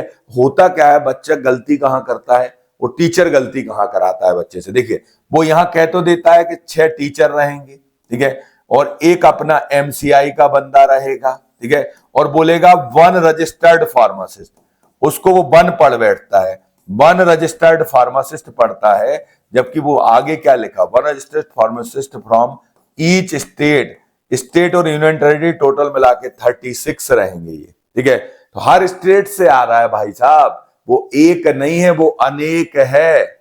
एक नहीं है, वो क्या है, अनेक है। तो ये अगर आपके हमारे 28 स्टेट और 8 यूनियन टेरिटरी सबने अपना एक एक बंदा का नॉमिनेशन कर दिया, इलेक्टेड कर दिया, तो भाई साहब टोटल कितने हो जाएंगे, आप देखो 36 प्लस 7 करोगे तो एग्जैक्ट रिजल्ट आएगा हमारा 47, ठीक है, समझ गए। अब आते हैं नॉमिनेटेड मेंबर। यहां भी गलती वो यही करता है, बता देते हैं कि 6 फार्मेसी के प्रोफेशनल रहेंगे, ठीक है, जो फार्मेसी का व्यापार करेंगे, ठीक है। अब आता है, एक बोलेगा वो यूजीसी का बंदा है और एक बोलेगा एआईसीटी का बंदा है, फिर बोलेगा एक रजिस्टर्ड फार्मासिस्ट, और इस एक में छुपे हुए हैं अनेक registered pharmacist from each state, ठीक है। तो यहां से 36 उठाओगे तुम और इसको ऐड करोगे यहां से, ठीक है। तो आपका जो होगा यहां पे जो हो जाएगा, ये आप ऐड करेंगे ना, तो यहां से जो होगा आपका आंसर बदलेगा। तो यहां जो नंबर हो जाएगा हमारा, ठीक है, उसको याद रखना है। बेसिकली यहां से जो नंबर आएगा अपन को, ये यहां से हमारे इसमें 8 ऐड करना पड़ेंगे, तो ये हो जाएगा हमारा 44। और जब इनको पूरा सम करोगे बेटा, हमारे सभी को इनको सम करोगे ना, तो जो आपका आंसर आएगा ये 87 प्लस 3 कितना होगा, 90 आंसर होगा। तो एग्जैक्ट जो मैक्सिमम स्ट्रेंथ है वो हमारी 90 होगी, ठीक है।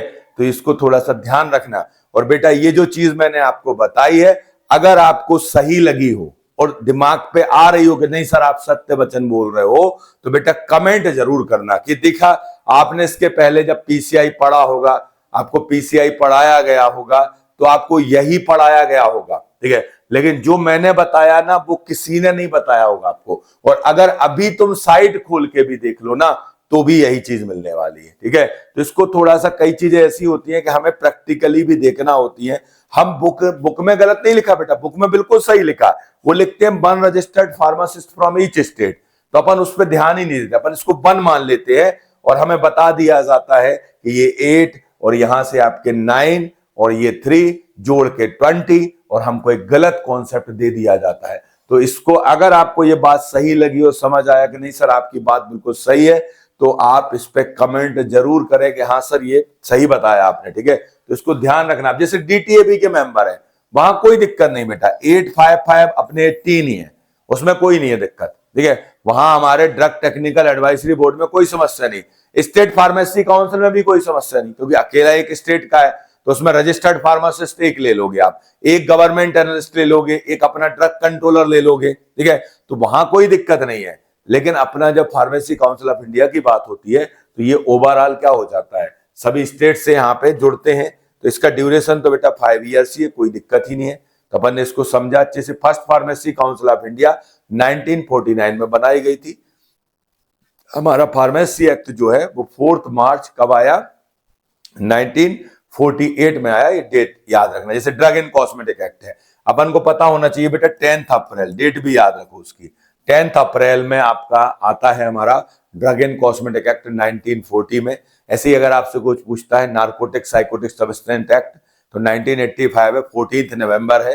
तो कुछ ये इनके याद कर सकते हो, ठीक है। अब यहां पर आता है बेटा ट्रायल किया जा रहा है, प्लान किया जा रहा है। Participant not aware whether to be belong to the study group और कंट्रोल ग्रुप इज कार्ड। देखो ये क्या होता है, देखो दो चीजें होती है। एक डबल ब्लाइंड का मतलब क्या होता है, देखो डबल ब्लाइंड का मतलब होता है कि देखिए क्लिनिकल ट्रायल, देखो जो रिसर्च करा रहा है, मतलब जो डॉक्टर्स हैं उनको भी नहीं बताया गया कि कौन सी दवाई है, और जो पेशेंट है उसको भी नहीं बताया गया, दोनों ही को अंधेरे में रखा गया है। तो डबल ब्लाइंड स्टडी कहलाती है। अगर आपका एक बंदे को तो पता है जो दवाई दे रहा है, लेकिन पेशेंट को नहीं पता, तो वो सिंगल ब्लाइंड स्टडी कहलाती है, ठीक है। एक आदमी अंधा है वहां पे। कई बार क्या होता है, जो ड्रग बनाई गई, ठीक है, और उस मैन्युफैक्चरर को, डेवलपर को नहीं पता है, जो देने वाला है उसको नहीं पता है, जो लेने वाला है उसको नहीं पता है, तो उसको बोलते हैं ट्रिपल ब्लाइंड स्टडी। पहले तो मैंने ये एक्सप्लेन कर दिया। क्लिनिकल ट्रायल की अगर तुम बात करो, क्लिनिकल ट्रायल जो होता है हमारा शेड्यूल किस में आता है बेटा, शेड्यूल बाय में आता है। आजकल क्लिनिकल ट्रायल के रूल बन गए हैं 2019 में ये रूल बन चुके हैं, ठीक है। क्लिनिकल ट्रायल की फेज की बात करो ना, तो क्लिनिकल ट्रायल फेज 1 जो होता है इसको बोलते हैं human pharmacological study, healthy human beings में किया जाता है। 10 to 100 तक के अपन इसमें हेल्दी ह्यूमन बींग्स को ले सकते हैं और इसमें केवल सेफ्टी टॉक्सिसिटी को देखा जाता है, ठीक है। दूसरे नंबर पे जो आता है थेरेप्टिक एवेल्युएटरी ट्रायल कहलाता है। थेरेप्टिक आपका एवेल्युएटरी ट्रायल, थेरेप्टिक एक्सप्लोरेटरी ट्रायल, इसमें अपन क्या करते हैं, थेरेप्टिक इफेक्ट को एक्सप्लोर करते हैं। थेरेप्टिक इफेक्ट एक्सप्लोरेटरी ट्रायल होता है, इसको फाइंड आउट करते हैं। मतलब जैसे अपन ने मान लो एंटी मलेरियल ड्रग बनाई, तो मलेरिया के पेशेंट में देखेंगे वो ठीक हो रही कि नहीं हो रहा है, तो उसमें अपन क्या करते हैं, थेरेप्टिक इफेक्ट और ड्रग की एफिकेसी को निकालते हैं। और एफिकेसी जब आप निकालते हो तो सेफ्टी टॉक्सिसिटी का भी ध्यान रखना है। इसमें अगर आप पेशेंट्स की बात करो तो 100 से यहां 300 तक आप ले सकते हो, ठीक है। ये पेशेंट्स हो गए। अब आता है फेज 3। अब ये थेरेप्टिक कंफर्मेटरी ट्रायल है, जिसको थेरेप्टिक कंफर्मेटरी या थेरेप्टिक एवेल्युएटरी ट्रायल बोलते हैं। मैंने इसमें एवेल्युएटरी बोल दिया था इनिशियल में। वहां थेरेप्टिक एक्सप्लोर किया जा रहा है, थेरेप्टिक पहले एफिकेसी, अब उसको वेरीफाई करोगे भैया लार्ज पॉपुलेशन में। ऐसा तो नहीं इन्हीं लोगों को था, तो फिर यहाँ पे अपन नंबर बढ़ा देंगे, 500 से 3000 कर देंगे। मल्टीपल सेंटर्स पे ये ट्रायल किए जाएंगे हमारे, ठीक है, और अपना कंफर्म किया जाएगा। जैसे ही ये कंफर्म होता है हमारे ड्रग प्रोडक्ट को क्या मिल जाता है, अप्रूवल मिल जाता है, अपने ड्रग प्रोडक्ट के लिए परमिशन मिल जाती है आफ्टर फेज 3।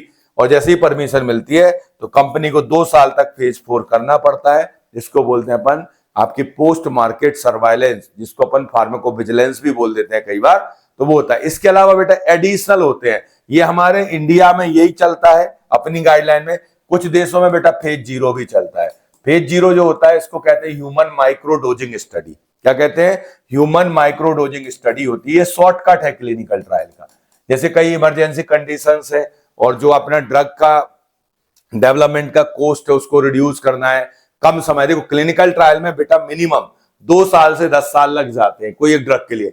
तो कई बार अगर जल्दी करना है तो एक शॉर्टकट बना के रखा है फेज 0, उसे ह्यूमन माइक्रोडोजिंग कहते हैं। ध्यान रखना एग्जाम में आ सकता है। एक फेज 5 भी होता है बेटा, वो फीडबैक होता है, कम्युनिटी बेस्ड रिसर्च, लोगों से जाके मिलेंगे, पूछेंगे ये दवाई खाई तो कैसा लगा। अब यहाँ पे जो क्वेश्चन है देखो, trial plan the participant is not aware whether belong to the study group और कंट्रोल ग्रुप इज कॉल्ड। देखो अपना जो पार्टिसिपेंट है उसको नहीं पता बेटा, हमारे पेशेंट को नहीं पता है, तो that is the single blind study है, ठीक है। डबल ब्लाइंड स्टडी, जो दवा देने वाला है और जो दवा लेने वाला है उसको भी नहीं पता। ट्रिपल ब्लाइंड में न बनाने वाले को पता है, न देने वाले को पता है, न लेने वाले को पता है, तीनों ही भैया क्या है, अननोन है। तो उसको क्या कहते हैं अपन, ट्रिपल ब्लाइंड स्टडी कहते हैं। तो सीधा सीधा आंसर हमारा इसमें क्या हो जाएगा, अपना बी आंसर एकदम करेक्ट माना जाएगा। अपना जो बी आंसर है वो एकदम क्या रहेगा, करेक्ट रहेगा, ठीक है, समझ गए। तो बी आंसर आपका एकदम करेक्ट हो जाएगा भाई। आगे बात करते हैं यहां पर, as per the sieving methods the powder is pass through the set of the sieves which are arrange in the, बताइए अभी बताओ, तुम्हारे घर में छान रहे हैं अपन लोग, ठीक है, कोई भी चीज, थ्रेसिंग होती है बेटा, आप एमपी में तो जानते होंगे मैं लैंग्वेज को। थ्रेसिंग क्या होता है भाई, अपने खेत में थ्रेसिंग होती है, ठीक है, तो भूसा बाहर निकल जाता है, पार्टिकल्स हमारे। तो सीब किस ऑर्डर में लगती है, मतलब पहले जो बड़े छेद वाली सीब लगाई जाती है, ठीक है, फिर उससे छोटे वाली लगाई जाती है, ऐसा लगता है, फिर और छोटे वाली और छोटे वाली, ऐसी लगती है सीब। कि ऐसी सीब लगती है कि पहले अपन ने छोटे वाली लगा दी फिर बड़े वाली लगा रहे, कैसे लगती है सीब मेथड में, सीब कैसे लगाई जाती है, आप उसको देख लोगे तो आंसर दे दोगे, और कुछ नहीं है, उसी के अकॉर्डिंग आंसर है। तो सीधा सीधा डिसेंडिंग ऑर्डर होता है भाई, पहले बड़ा, फिर आपका फिल्टर है भाई। जैसे आज आप कोई एग्जाम देते हो, एग्जाम भी तो फिल्टर ही है ना, पहले उन्होंने इंटरव्यू भी है मान लो, तो पहले उन्होंने सेलेक्ट किए प्री में मान लो 1000 बच्चे, फिर आपका मेंस लिया तो मेंस में उन्होंने 500 से 200 सेलेक्ट किए, फिर उसके बाद और बड़ा छोटा कर दिया रूट, मतलब पहले बड़ा रूट है, फिर उससे छोटा रूट, फिर उससे छोटा रूट, तो यही तो होता है डिसेंडिंग। तो ये क्वेश्चन जरूर आया एग्जाम में, और मुझे पता है बहुत से बच्चे इसको भी गलत कर देते हैं। तो बेटा ये छोटी सी चीज है कि भाई अगर आप देखेंगे पहले बड़े होल वाला रहेगा, फिर उससे छोटा, फिर उससे छोटा, तो that is the descending order, उसको क्या कहते हैं अपन, डिसेंडिंग ऑर्डर में अरेंज करेंगे, ठीक है। आगे बात करते हैं नेक्स्ट, हमें फार्मास्यूटिकल केमिस्ट्री के क्वेश्चंस को बेटा डिस्कस करना है। इसके पहले हमने देखा फार्मास्यूटिक्स प्लस फार्माकोलॉजी सेक्शंस को हमने कंप्लीट किया। अब हम बात करेंगे हमारे फार्मास्यूटिकल केमिस्ट्री के क्वेश्चन। देखो पहला क्वेश्चन आया, बहुत अच्छा क्वेश्चन है हमारा। यहाँ पे पूछा है मस्केनिक एगोनिस्ट जो होते हैं, मस्केनिक एगोनिस्ट की अगर हम नाम बात करें तो सबसे पहले आता है एंडोजीनियस एगोनिस्ट।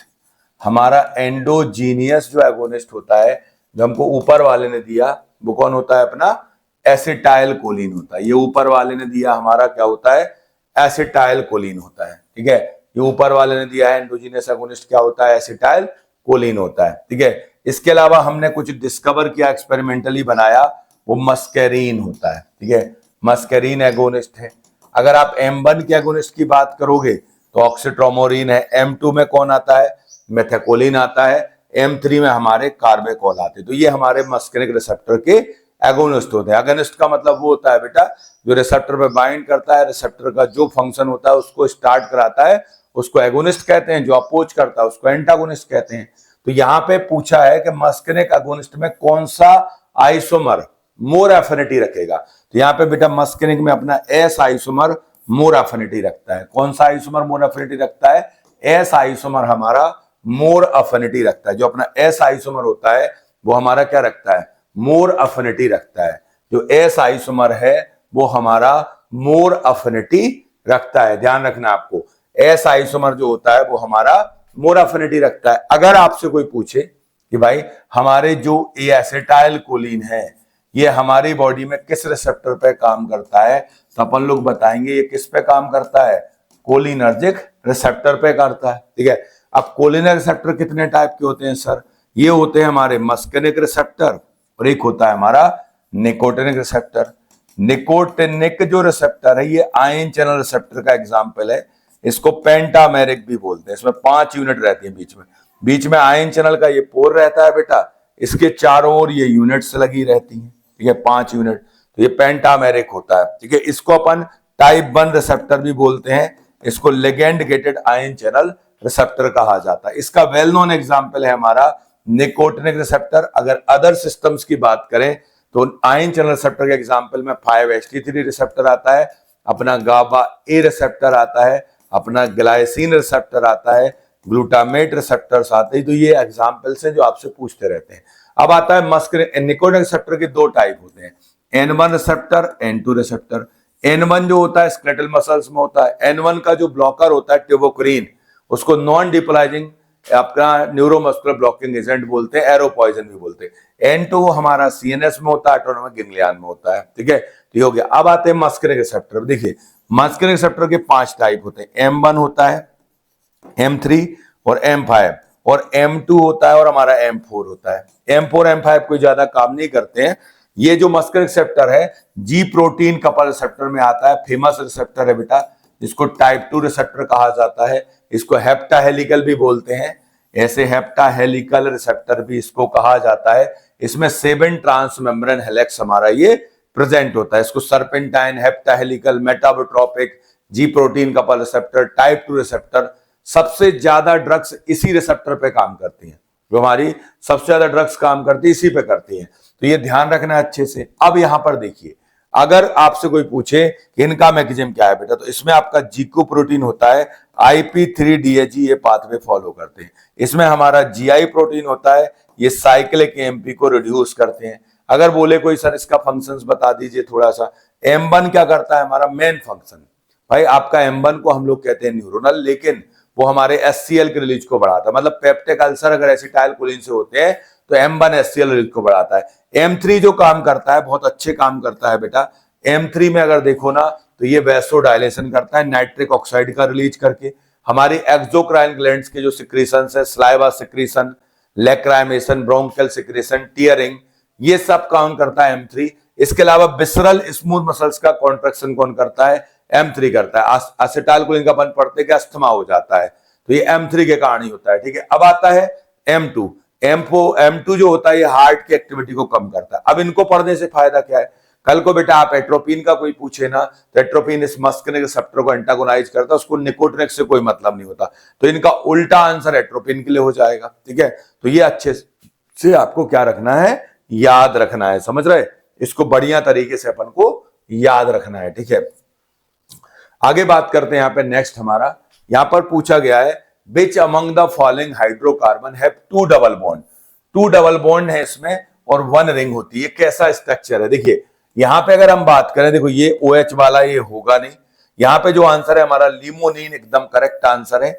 इसमें हमारी रिंग होती है और आपके दो डबल बॉन्ड, थोड़ा सा कॉम्प्लेक्स क्वेश्चन इसको बोल सकते हैं अपन, ठीक है। तो यहां पर देखिए आपको ये जो है आपका यहां पर दिख रहा है लिमोनिन, तो लिमोनिन जो है देखिए इसमें आपका ये हमारा रिंग है और दो डबल बॉन्ड है, ठीक है।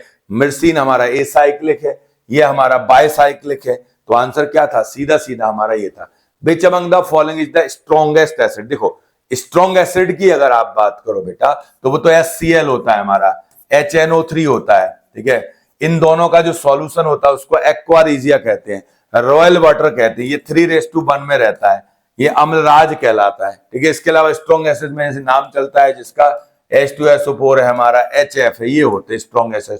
ऑप्शन में तो नहीं दिए, अब आप क्या करोगे, इसमें से कौन सा सबसे ज्यादा वो बताओ। तो देखिए ये अमाइड है, अमाइड जो होता है C डबल बॉन्ड NH होता है, इसको अमाइड कहते हैं, ठीक है। इसके बाद इमाइड जो होता है ये C डबल बॉन्ड बीच में रहता है, दोनों साइड आपके NH आ जाते हैं, ये हो गया। अपना सल्फोनामाइड क्या होता है, SO2 और NH ग्रुप होता है, ये रहता है सल्फोनामाइड। ये सल्फिनिमाइड क्या कहलाता है, SO2 बीच में आ जाता है और दोनों साइड अमीन, आपका NH बीच में रहता है, NH बीच में और दोनों साइड सल्फोमाइल है, तो दो सल्फोमाइल ग्रुप आ जाते हैं इसमें, तो ये इस ऑप्शन का क्या बनेगा, स्ट्रॉन्ग बनेगा, सीधा सीधा इस ऑप्शन का क्या बनेगा, स्ट्रॉन्ग बन जाएगा। तो यहाँ पे डी आंसर अपना करेक्ट रहेगा। यहां पर देखिए ये इस तरीके से है, तो इसमें स्ट्रॉन्ग हमारा ये रहेगा। अब आता है बेटा प्लास्टर ऑफ पेरिस, ठीक है। प्लास्टर ऑफ पेरिस का फार्मूला पूछा गया है, बहुत इजी क्वेश्चन है। प्लास्टर ऑफ पेरिस का फार्मूला आपसे पूछा गया, ठीक है। ध्यान से देखो यहां पे लिखा है कैल्शियम सल्फेट हाफ H2O, ठीक है। यही होता है बेटा प्लास्टर ऑफ पेरिस का फार्मूला, कैल्शियम सल्फेट आपका हेमीहाइड्रेट, ठीक है।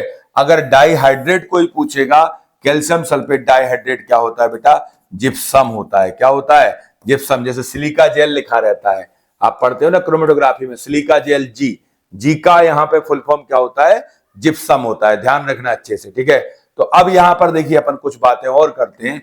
अगर मैं आपसे बोलूं इप्सम किसको कहते हैं, इप्सम बेटा मैग्नीशियम सल्फेट को कहा जाता है।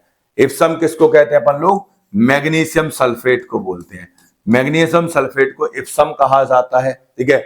इसके अलावा कॉपर सल्फेट को ब्लू बिट्रॉल कहते हैं, आयरन सल्फेट को बेटा ग्रीन बिट्रॉल कहते हैं, जिंक सल्फेट को व्हाइट बिट्रॉल कहते हैं, H2SO4 को ऑयल ऑफ बिट्रॉल कहा जाता है। तो ये हमारे डिफरेंट डिफरेंट सल्फेट हैं और उनके कॉमन नेम है जो आपको एग्जाम में पूछे जा सकते हैं, इनको अच्छे से याद रखोगे, ठीक है। इनको बढ़िया तरीके से आपको याद रखना है, ठीक है। आगे बात करते हैं नेक्स्ट क्वेश्चन की ओर। यहां से अगला क्वेश्चन है बफर। भाई बफर पूछा उन्होंने आपसे, तो बफर ये खाने वाला बफर नहीं है, ये बफर एक ऐसा कॉम्बिनेशन होता है जो हमारे पीएच को मेंटेन करता है या पीएच चेंज को रजिस्ट कर देता है कि हमारे सॉल्यूशन का पीएच चेंज नहीं होता। देखो बफर की मैं कहानी सुनाऊं, बफर देखिए बीक एसिड है, अगर ये बीक एसिड रहेगा और इसी बीक एसिड का सॉल्ट बनेगा स्ट्रॉन्ग बेस के साथ, सॉल्ट बनेगा स्ट्रॉन्ग बेस के साथ, ठीक है। ये ध्यान रखना, या वो हमारा क्या होगा, बीक बेस होगा और इसी बेस का सॉल्ट बनेगा किसके साथ, स्ट्रॉन्ग एसिड के साथ। जैसे कि आपका एग्जांपल पहले वाले का,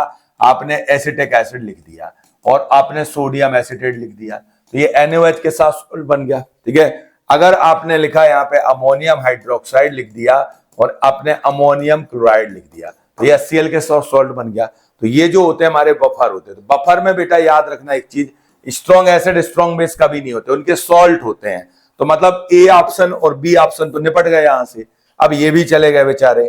अब बचा क्या लास्ट में, बीक एसिड और इट्स कॉन्जुगेटेड बेस, या हो सकता था बीक बेस और इट्स कॉन्जुगेटेड एसिड हो सकता था, ठीक है। तो आपका यहां पे डी आंसर हमारा एकदम करेक्ट है, डी आंसर हमारा करेक्ट है। अगर आपको कोई भी ड्रग का पता करना है कितनी आयोनाइज है कितनी अनोनाइज है, तो उसके लिए अपन कौन सा इक्वेशन यूज करते हैं भाई, हेंडरसन हैसेलबेक इक्वेशन को हम लोग यूज करते हैं। हमने कई बार पढ़ा है, जो एंडरसन हैसेलबेक इक्वेशन होता है उसको यूज करते हैं। तो सीधा सीधा आंसर हमारा डी आंसर सही है। अब बेटा ये क्वेश्चन आया एफेड्रीन का, आयोपेसी नेम पूछा उन्होंने, एफेड्रीन का आयोपेसी नेम बताइए। पहले अपन एफेड्रीन की बात करते हैं। जो हमारा एफेड्रीन है, ठीक है, अगर आप एफेड्रीन की बात करते हो तो ये हमारा मिक्स्ड एक्टिंग एडिनर्जिक ड्रग कहलाता है भाई।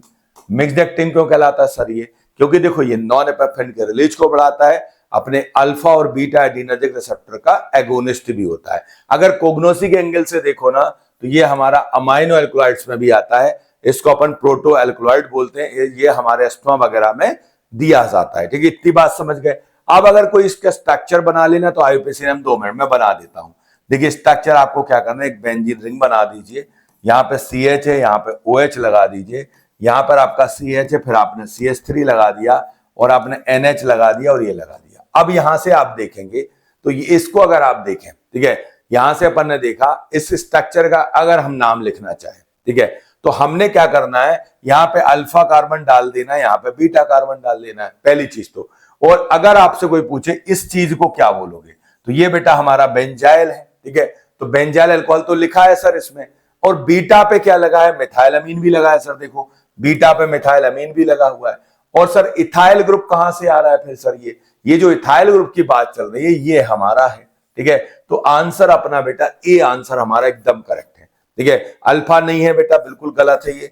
बेटा मिथाइल अमोनी, मिथाइल नहीं होता बेटा, इथाइल होता, ये भी गया। तो अपने सभी ऑप्शन यहां से गलत हो जाते हैं और हमारा ए ऑप्शन जो है वो एकदम सही हो जाता है। तो ए आंसर अपना एकदम करेक्ट है। ठीक है, तो एफेड्रीन को अच्छे से याद रखना, ये एफेड्रीन जो है RS आइसोमेरेज में भी शो करता है, ध्यान रखना है। तो सीधा सीधा नाम था ये अल्फा और बीटा, बीटा पे मिथाइलअमीन था। ठीक है, तो आंसर हो गया था। अब बात करते हैं फार्माकोग्नोसी के क्वेश्चंस की। फार्माकोग्नोसी के जो क्वेश्चंस हैं उनको हमको डिस्कस करना है। जो हमारे 2017 में जो एमपी फार्मासिस्ट का क्वेश्चन पेपर हुआ था उसके लिए हमको यहाँ पे डिस्कस करना है। तो देखिए यहाँ पे the plant which show the आपका हाइपोग्लाइसेमिक इफेक्ट, उन्होंने पूछा है हाइपोग्लाइसेमिक इफेक्ट किस प्लांट में होता है। वो हमारे इंसुलिन सिक्रेशन को बढ़ा देता है, जैसे कि अपने सल्फोनाइलूरिया है, ठीक है, हमारा मैग्लिनाइड्स वाले ड्रग हैं, या हमारे जो ग्लिप्टिन वाले ड्रग हैं, वो इंसुलिन के रिलीज को बढ़ा के काम करते हैं। तो यहाँ पे एक नेचुरल हमारा है जो इंसुलिन रिलीज को बढ़ा देता है पेंक्रियास से और अपने डायबिटीज में हेल्प करता है, उसका नाम है जिम्निया सिल्वेस्ट्री। ठीक है, तो ये सीधा सीधा आंसर हमारा सी आंसर एकदम करेक्ट होगा। सी आंसर अपना एकदम करेक्ट है। जो जिम्निया सिल्वेस्ट्री है वो हमारा काम करता है, इसके पास एंटी डायबिटिक एक्शन प्रेजेंट होता है। इसके पास क्या होता है, एंटी डायबिटिक एक्शन प्रेजेंट होता है। अब आता है नेक्स्ट क्वेश्चन यहाँ पर, जो सेलेनिन है which process antifeedant activity is a phytoconstituent of the neem, part of this plant which contain this constituent. ये जो सेलेनिन होता है कहां पर प्रेजेंट होता है, क्वेश्चन ये है आपका कि भाई आपके एंटीफिडेंट एक्टिविटी रखता है, कहां पर प्रेजेंट होता है बेटा, वो लीफ में प्रेजेंट होता है। कहां प्रेजेंट होता है, आपके लीफ में प्रेजेंट होता है। कहां होता है, लीफ में हमारा प्रेजेंट होता है, ध्यान रखना अच्छे से। अब आगे बात करते, देखिए यहां पर याद रखना है कि जो ये क्वेश्चन है अगर आपसे सेलेनिन पूछा जाता है एंटीफिडेंट रखता है, एजिडी वाले जो नाम होते हैं वो आपके क्या होते हैं, बेसिकली याद रखना इंसेक्ट रिपेलेंट होते हैं। निम्बिन जो होता है हमारा वो एंटीवायरल होता है। तो अच्छे से याद रखेंगे, नीम जो है ये आपकी बहुत इंपॉर्टेंट होती है। अपन जानते हैं भाई जितनी वो कड़वी है उतनी अच्छी वो रहती है। उसका नाम क्या है, एजाडिरेक्टिका इंडिका है, मेलिसी उसकी फैमिली होती है। तो इनको अच्छे से याद रखेंगे। ठीक है, आगे बात करते हैं, नेक्स्ट क्वेश्चन है नेम ऑफ द, ठीक है, यहां पे लिखा हुआ फोल्वाफिन which is present in the आपका टेरोकार्पस मेरेशियम इज कॉल्ड, उसको क्या कहते हैं, तो उसको कहा जाता है सीधा सीधा हमारा किनोनिन कहते हैं, काइनोनिन उसको बोलते हैं अपन। ठीक है, ये ध्यान रखना है अच्छे से। अब आता है नेक्स्ट क्वेश्चन, यहाँ पर ये अगला क्वेश्चन था, which among this not a empirical reaction of the steroid. Steroid का रिएक्शन नहीं है। देखिए हमारा ये स्टेरॉइड का रिएक्शन है, ये स्टेरॉइड का रिएक्शन है, ये स्टेरॉइड का है। बेनेडिक्ट टेस्ट अपने कार्बोहाइड्रेट से रिलेटेड होता है। तो आंसर क्या होगा भाई, नॉट लिखा है तो अपन का आंसर क्या होगा, डी आंसर हमारा करेक्ट होगा, क्योंकि क्या लिखा हुआ है, नॉट लिखा हुआ है। तो नॉट लिखा है तो डी ऑप्शन आपका एकदम करेक्ट होगा। ठीक है, नेक्स्ट क्वेश्चन है डिजिटलिस और कमर्शियली एडिटेड बाय।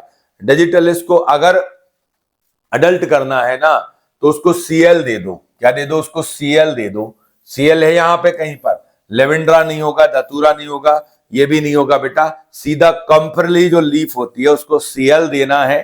तो सीएल से क्या हो जाता है, अडल्ट्रेट हो जाता है। तो हमारा डी आंसर इसका करेक्ट माना जाएगा। ठीक है, तो ये मुलिन लीव्स है हमारा, प्रिमोज लीव्स हैं, कन्फर्मल लीव्स हैं, इनको अपन को यूज करते हैं अपन डिजिटालिस के, किसके लिए, अडल्ट्रेशन के। डिजिटालिस वैसे भी हम जानते हैं कार्डिक ग्लाइकोसाइड्स है, कार्डियोलाइट्स कैटेगरी में आता है। इसमें 5 मेंबर्ड अपना क्या होता है, इलेक्ट्रॉन रिंग प्रेजेंट होता है, ठीक है। सोडियम पोटेशियम एटीपीएस ये इनिबिटर होता है, ध्यान रखना अच्छे से। The glandular trichome which contains active phytoconstituent of the plant is, क्या कहते हैं, ग्लैंडुलर ट्राइकोम किस में रहते हैं। सीधी सी कहानी इतनी सी है कि ग्लैंडुलर ट्राइकोम्स किस में होते हैं, हमारे ग्लैंडुलर जो ट्राइकोम्स होते हैं वो किस में प्रेजेंट होते हैं। आपसे ये पूछा जा रहा है कि जो ग्लैंडुलर ट्राइकोम्स होते हैं वो किस में प्रेजेंट होते हैं। तो हमारे ग्लैंडुलर ट्राइकोम्स जो होते हैं वो कैनाबिस में प्रेजेंट होते हैं। सीधा सीधा बी आंसर हमारा करेक्ट हो जाएगा। अब आता है बेटा नेक्स्ट क्वेश्चन हमारा, लिकोराइस है, इपिकॉक है, वसाका है, ये सिमिलर फार्माकोलॉजिकल इफेक्ट रखते हैं। क्या इनका सिमिलर फार्माकोलॉजिकल इफेक्ट है भाई। लिकोराइस है, इपिकॉक अपना एमेटिक भी होता है, वसाका है, इनमें सेम एक्शंस क्या है। देखिए ब्रोंकोडायलेटर अगर देखें तो अपना ब्रोंकोडायलेटर कॉमन नहीं है इसमें। इसमें जो कॉमन प्रॉपर्टी है वो है अपनी एक्सपेक्टोरेंट प्रॉपर्टी, कफ को निकालने की प्रॉपर्टी जो है वो इनमें कॉमन है। अगर आप बात करें कफ को निकालने की जो प्रॉपर्टी होती है वो इन लोगों में क्या है, कॉमन है। हमारा जो कफ निकाला जाता है वो प्रॉपर्टी कॉमन है। तो सीधा सीधा आंसर क्या होगा यहाँ पे, अपना सी आंसर एकदम करेक्ट हो जाएगा, ठीक है। ध्यान रखना अच्छे से। अब आता है बेटा मॉलिक्यूलर वेट ऑफ द पेपेन। पेपेन जो होता है उसका मॉलिक्यूलर वेट बताना है बेटा, ठीक है। इसको पता कैसे सॉल्व किया जा सकता है, ये क्वेश्चन है भाई। हमने तो इसी तरीके से सॉल्व किया था, हमने ये पढ़ रखा है कि ग्रोथ हार्मोन में 191 अमीनो एसिड होते हैं, हमारे जो प्रोलैक्टिन उसमें 199 होते हैं। इन लोग का मॉलिक्यूलर वेट लगभग 22,000 के अराउंड होता है। अब जो पेपेन है ना, ये भी आपके अमीनो एसिड से मिलकर बना है, इसमें 212 अमीनो एसिड है। तो इसका जो मॉलिक्यूलर वेट होगा 22-23 हजार के आसपास होने वाला है। तो यहां पर देखो ऑप्शन भी बिल्कुल ऐसे दिए थे क्लोज, तो ये इसका आंसर जो होगा 23,000 डाल्टन हमारा सही हो जाएगा। 23 डाल्टन हमारा सही होगा। तो ये आपको याद रखना अच्छे से। 212 हमारे अमीनो एसिड होते हैं। पेपेन जो होता है अपना क्या होता है, क्रिस्टलाइन फॉर्म में ऑब्टेन्ड हो जाता है फ्रॉम द पपाया, पपाया से ये ऑब्टेन्ड होता है। और किस फॉर्म में होता है, क्रिस्टलाइन फॉर्म में हमें मिल जाता है। तो याद रखना अच्छे से। अब आता है बेटा तुलसी की फैमिली क्या है, ले बेटा तुलसी खा ले। क्या बोलना है अपन को, ले बेटा तुलसी खा ले। तो ले बेटी इसकी फैमिली होती है भाई। ए आंसर हमारा एकदम करेक्ट हो जाएगा, ए आंसर हमारा करेक्ट होगा। तुलसी जो होता है अपना होली वैसिल बोलते हैं इसको, सेकाइड वासिल भी बोलते हैं, ठीक है। तो इसमें मेनली क्या प्रेजेंट होता है, यूजिनॉल अपना प्रेजेंट होता है। घर में अपन जानते हैं तुलसी की पूजा भी की जाती है, ठीक है। तो तुलसी वैसे भी बहुत अच्छा रहता है, लोग उसको चाय में यूज करते हैं। तो तुलसी आपका चाय में भी यूज किया जाता है, ठीक है। तुलसी आपके चाय में भी यूज किया जाता है। तो ये अच्छे से याद रखेंगे भाई, ठीक है। यहां पर याद रखना है, ये अपना है तुलसी, ठीक है। तुलसी हो गया हमारा। अब आगे बात करते हैं। यहाँ पे लिखा हुआ है डेयरी आपका यहाँ पर है डाई आपका heptanoid is a chemical constituent of the turmeric constitute is known as, उसको क्या कहते हैं बेटा, अपना ये जो प्रेजेंट होता है दैट इज द कुर्कुमिनाइड्स कहते हैं अपन उसको, सीधा सीधा कुर्कुमिनाइड्स उसको कहा जाता है। एकदम इजी क्वेश्चन था बेटा 57। इंडियन सैफरॉन कहते हैं बेटा टर्मरिक को, याद रखना है। अपने जो होते हैं बेसिकली हमारे फूड में ये बहुत ज्यादा यूज होता है, ठीक है। अब आता है एंटीसेप्टिक भी होता है। Detail study of the digitals by carried out this scientist. बेटा अब ऐसे क्वेश्चन है, देखो स्ट्रेस ऑटो तो अपने एक्सट्रैक्शन वाले हैं, ठीक है, ये होंगे नहीं हमारे आंसर, ठीक है। अब आपका जो है सिमिट भी नहीं होगा। तो यहाँ पे जो हमारा विलियम बैदरिंग है, इन्होंने स्टडी किया था भाई डिजिटल इसका, तो सीधा सीधा सी आंसर हमारा करेक्ट है। देखो इसमें इंपॉर्टेंट नाम लिखे उनको ध्यान रखना, जैसे कि हिप्पोक्रेटस है, father of medicine, Dioscorides father of pharmacognosy, Seydler first term, Aristotle father of biology, father of zoology, Galen first pharmacist, ठीक है। इनके नाम आपको कुछ के याद रखना है। और जैसे बॉटनी के पिताजी जो है थियोफ्रास्टस हैं, तो इनको आपको थोड़ा थोड़ा याद रखना है। इनको थोड़ा थोड़ा सा क्या करके रखना है अपन को, याद करके रखना है, ठीक है। इनको थोड़ा थोड़ा सा क्या करना है अपन को, याद करके रखना है, समझ रहे, ये अच्छे से याद रखेंगे, ठीक है। आगे बात करते हैं, नेक्स्ट कोई और चलते हैं यहां से हम। अगला क्वेश्चन देखो, वूल आपका जो होता है, ठीक है, कंसिस्ट ऑफ मेनली, अब बताइए ये किसका सॉल्ट होता है, potassium salt of the stearic acid, potassium salt of the आपका फैटी एसिड, या पोटेशियम सॉल्ट ऑफ द, तो ये होता है बेटा potassium salt of the fatty acid, ये रहता है। तो इसका आंसर ए होगा हमारा। नेक्स्ट क्वेश्चन आता है यहां पर, when a drug excreted by the heating at a particular pressure this pressure is called, उसको क्या कहते हैं बताइए। अपन हीट से कोई भी ड्रग को एक्सट्रैक्ट करते हैं तो उसमें जो प्रेशर होता है, पर्टिकुलर प्रेशर, उस इस पर्टिकुलर प्रेशर पे अपन एक्सट्रैक्ट करते हैं, उस मेथड को क्या कहते हैं बताइए, उस मेथड को क्या कहा जाता है? तो उस मेथड को बेटा हम लोग कहते हैं डाइजेशन कहते हैं, डाइजेशन है। ठीक है, आपका वहां पे हीटिंग चलता है तो डाइजेशन हमारा आंसर हो जाएगा। ठीक है, मैसीरेशन क्या होता है? देखो अगर मैसीरेशन कोई पूछेगा तो प्रोसेस होती है बेटा जो हमारे एक्टिव पोर्शन होता है क्रूड ड्रग का, by immersing them in a solvent और मिनिस्ट्रम। अपन ने क्या किया, एक कंटेनर लिया, ठीक है, कंटेनर लिया बेटा, उसमें अपन ने अपना सॉल्वेंट डाल दिया और ड्रग को भर दिया और उसको अपन क्या कर दिया, छोड़ दिया, तो वो कहलाता है मैसीरेशन प्रोसेस कहलाती है। और जो सॉल्वेंट यूज करते हो बेटा उसको मिनिस्ट्रम बोलते हो। ठीक है, और आपका जो यहाँ पे सॉलिड पार्ट बचता है उसको मार्क बोलते हैं। क्या बोलते हैं? मार्क बोलते हैं। तो कई बार पूछ लेते हैं कि मैसीरेशन में क्या है, अपनी क्रूड ड्रग लिया, सॉल्वेंट में डिप करके उसको रख दिया, अब जो अपना इंसॉल्युबल पार्ट होता है दैट इज द मार्क। ठीक है, और सॉल्युबल जो है उसको सॉल्वेंट को मिनिस्ट्रम। डिकॉक्शन क्या होता है भाई? एक्सट्रैक्टिंग करते हैं वाटर सॉल्युबल और हीट स्टेबल कॉन्स्टिट्यूएंट को crude drug by boiling them her 15 minute. जैसे अपने घर में चाय बनती है ना, तो चाय जो बनती है बेटा वो डिकॉक्शन है। अपन की चाय पत्ती डाल देते हैं, उबालते हैं ना, तो उससे एक्सट्रैक्ट कर लेते हैं तो वो चाय का टेस्ट आने लगता है, तो वो डिकॉक्शन है। डाइजेशन जो प्रोसेस होती है, यहाँ पे ड्रग अपन ने लिया और थोड़ा सा सॉल्वेंट गर्म कर देते हैं एक स्पेसिफिक टेम्परेचर पे, तो डाइजेशन में थोड़ा सा टेम्परेचर का रोल आ जाता है। अगर उबाल दोगे ना तो डिकॉक्शन कहलाता है। यहां उबालोगे नहीं, थोड़ा सा अपन टेम्परेचर यूज करते हैं, वार्म हीटिंग सॉल्वेंट को यूज कर लेते हैं। परकोलेशन जो होता है प्रोसेस है भाई, desired component crude drug by allowing a constituent downward displacement. भाई ऊपर से नीचे आ रहा है, जैसे अपना कॉलम में भर दिया यहाँ पे, अब यहां से यहां सॉल्वेंट आ रहा है ग्रेविटी के अकॉर्डिंग, तो उसको परकोलेशन कहते हैं। ठीक है, सॉक्सलेट एक्सट्रैक्शन भी होता है बेटा, कंटिन्यूअस एक्सट्रैक्शन प्रोसेस को सॉक्सलेट बोलते हैं। इन्फ्यूजन क्या होता है? प्लांट मटेरियल लिया, सॉल्वेंट में डिसॉल्व कर लिया और remain suspended for usually 15 minute और उसको स्टेर कर दिया, तो वो इन्फ्यूजन कहलाता है। तो ये अलग अलग टर्म्स होते हैं जो आपसे एग्जाम में पूछते रहते हैं कई बार, तो इनको अच्छे से तैयार कर लेना आप। ठीक है, इनको अपन ने डिस्कस भी किया। नेक्स्ट क्वेश्चन है बेटा, यहाँ पे आपका यहाँ पे लिखा हुआ है secologanin is one of the important precursor of the biosynthesis. आप ये प्रिकर्सर होता है किसके? बायोसिंथेसिस के लिए प्रिकर्सर होता है, important precursor for the biosynthesis. आप यहाँ पे लिखा हुआ है, यहाँ पर लिखा है इन्होंने इसको स्कोपोलामीन, क्विनीन, विनक्रिस्टिन, तो ये किसके लिए प्रिकर्सर होता है वो पूछा गया है। तो क्यूनिन और विनक्रिस्टिन के लिए हमारा प्रिकर्सर होता है। सीको, इसको अच्छे से याद रखना है। आगे बात करते हैं, नेक्स्ट क्वेश्चन है, अगला क्वेश्चन दिया गया है development of the brownish colour and the change to the green occurs when the nitric acid is applied either directly to powder or solution of aloe to the variety is used for the preparation of. ये aloe के types पे आपको test है, तो उसको कहते हैं बेटा कैप्स अलोए कहते हैं, कैप्स अलोए उसको कहते हैं अपन लोग। तो अब कुछ माइनर सब्जेक्ट के क्वेश्चन है। देखिए सबसे पहले आ गया डिप्थीरिया एंटीटॉक्सिन प्रिपेयर्ड फॉर्म। कहां से बनता है डिप्थीरिया एंटीटॉक्सिन बेटा? हॉर्स सीरम से बनाया जाता है, ध्यान रखना अच्छे से। डिप्थीरिया एंटीटॉक्सिन जो होता है अपना पैसिव इम्यूनाइजिंग एजेंट होता है, उसमें आपके क्या रहते हैं, हमारे आपके हॉर्स सीरम से उसको बनाया जाता है, healthy horse. What is the incubation period of the mnemonic plague?